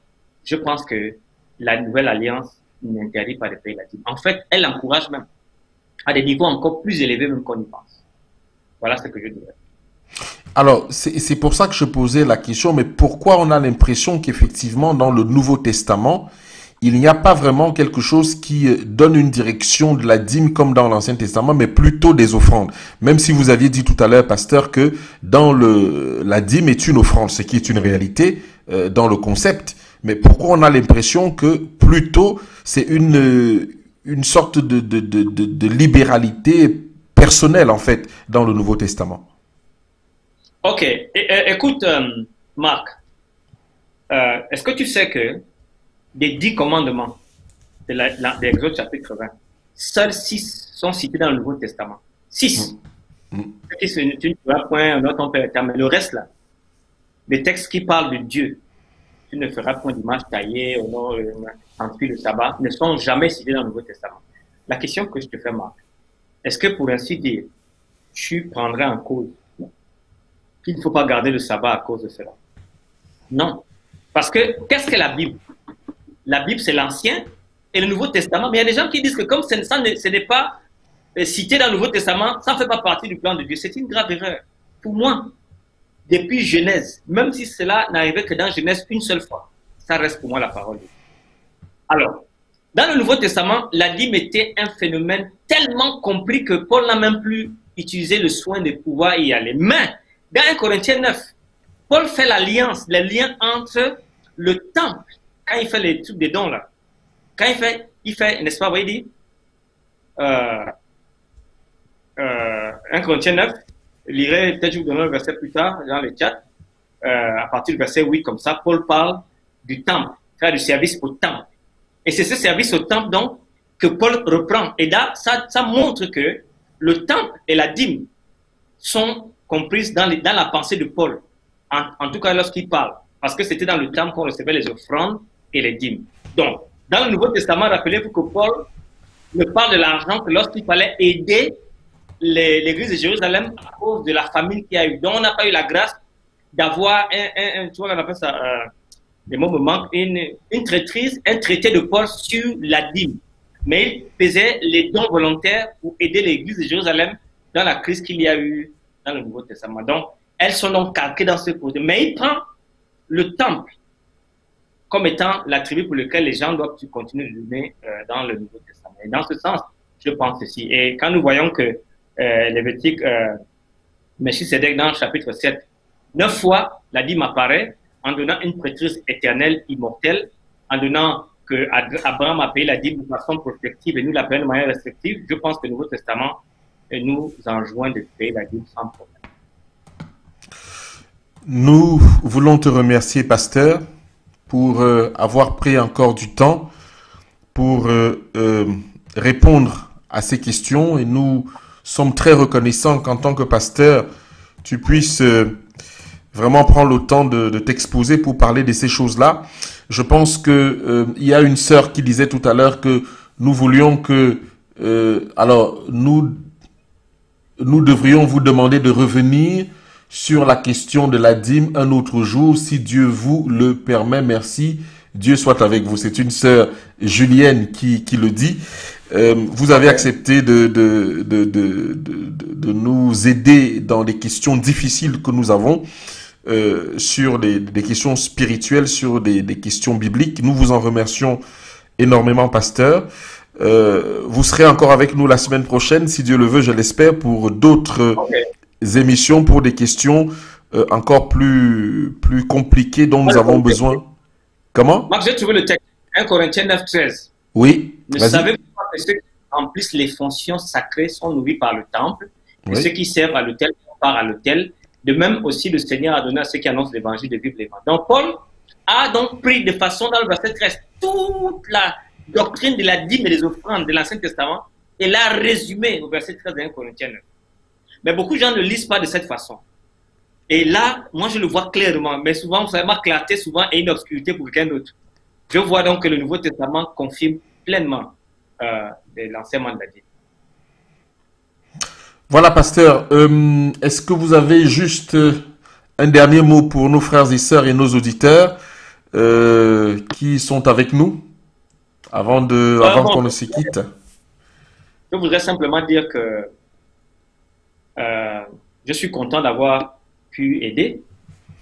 Et je dirais comme David, je te donnerai la dîme de tout, car tout vient de toi. C'est les maximes de David et de Moïse dans 1 Chronique 29, 14 et Deutéronome 8, verset 18 qui disent que tout ce que nous donnons à Dieu, en fait, C'est Dieu qui nous le donne. C'est le résumé que je dirais aux gens. La dîme est une expérience volontaire extraordinaire, là où un homme perd 10% pour avoir la protection de ces 90% qui lui ramènent généralement à plus de 100% encore de ses avoirs. Dieu est merveilleux. Et la dîme est un enseignement fantastique que les humains que nous sommes, pasteurs ou anciens ou d'autres systèmes ecclésiastiques, nous avons mis en danger parce que nous avons été égoïstes. Il est temps de revenir à la base des Écritures. Merci. Que le Seigneur vous garde tous. Merci à tous. Je voudrais vous dire que nous sommes très heureux d'avoir passé ce moment avec vous. Nous avons débordé, mais je pense que les autres fois, nous avons respecté 1 heure de temps comme prévu parce que ça fatigue même le pasteur déjà. Mais merci, merci pasteur. Le livre La cuisine du diable a été distribué à ceux qui nous l'ont demandé. Nous leur avons envoyé ce livre gratuitement et nous bénissons le Seigneur pour ceux qui l'ont déjà reçu. Je vous ai mis l'affiche sur le jardin de Gethsémané aussi si vous voulez y participer pour des moments de prière. Vous êtes également les bienvenus et je vous propose qu'on se retrouve à Alliance Éternelle sur cette plateforme mercredi à 19h30 pour traiter du sujet la marque de la bête, la foi de Jésus et les réseaux sociaux. Vous connaissez notre contact, mes frères et sœurs, contact@allianceéternelle.com si vous voulez nous joindre. Si vous voulez poser des questions au pasteur, vous pouvez également nous envoyer des mails et nous transmettrons et le pasteur se fera le plaisir de répondre. Je pense que nous parlerons bientôt du problème de la Trinité qui cause un réel problème justement dans la compréhension. Nous avons plusieurs groupes, des anti-trinitaires et autres. Et le pasteur va également nous conduire dans cette réponse aux questions, étant donné en plus que lui, il est enseignant d'hébreu et de grec. Donc, nous pourrions aller en profondeur dans ces textes pour ressortir pourquoi telle ou telle position. Que la paix soit avec vous, que le Seigneur bénisse vos familles et que le Seigneur vous protège vraiment. Nous reviendrons bientôt avec le docteur Nanette pour l'actualité sanitaire qui continue à avancer par la grâce de Dieu. Que la paix vraiment soit avec vous et que le Seigneur, comme je l'ai dit, vous bénisse et à très bientôt. Merci à la coordination et nous restons très attentifs à vos questions et à mercredi 19h30. Bye.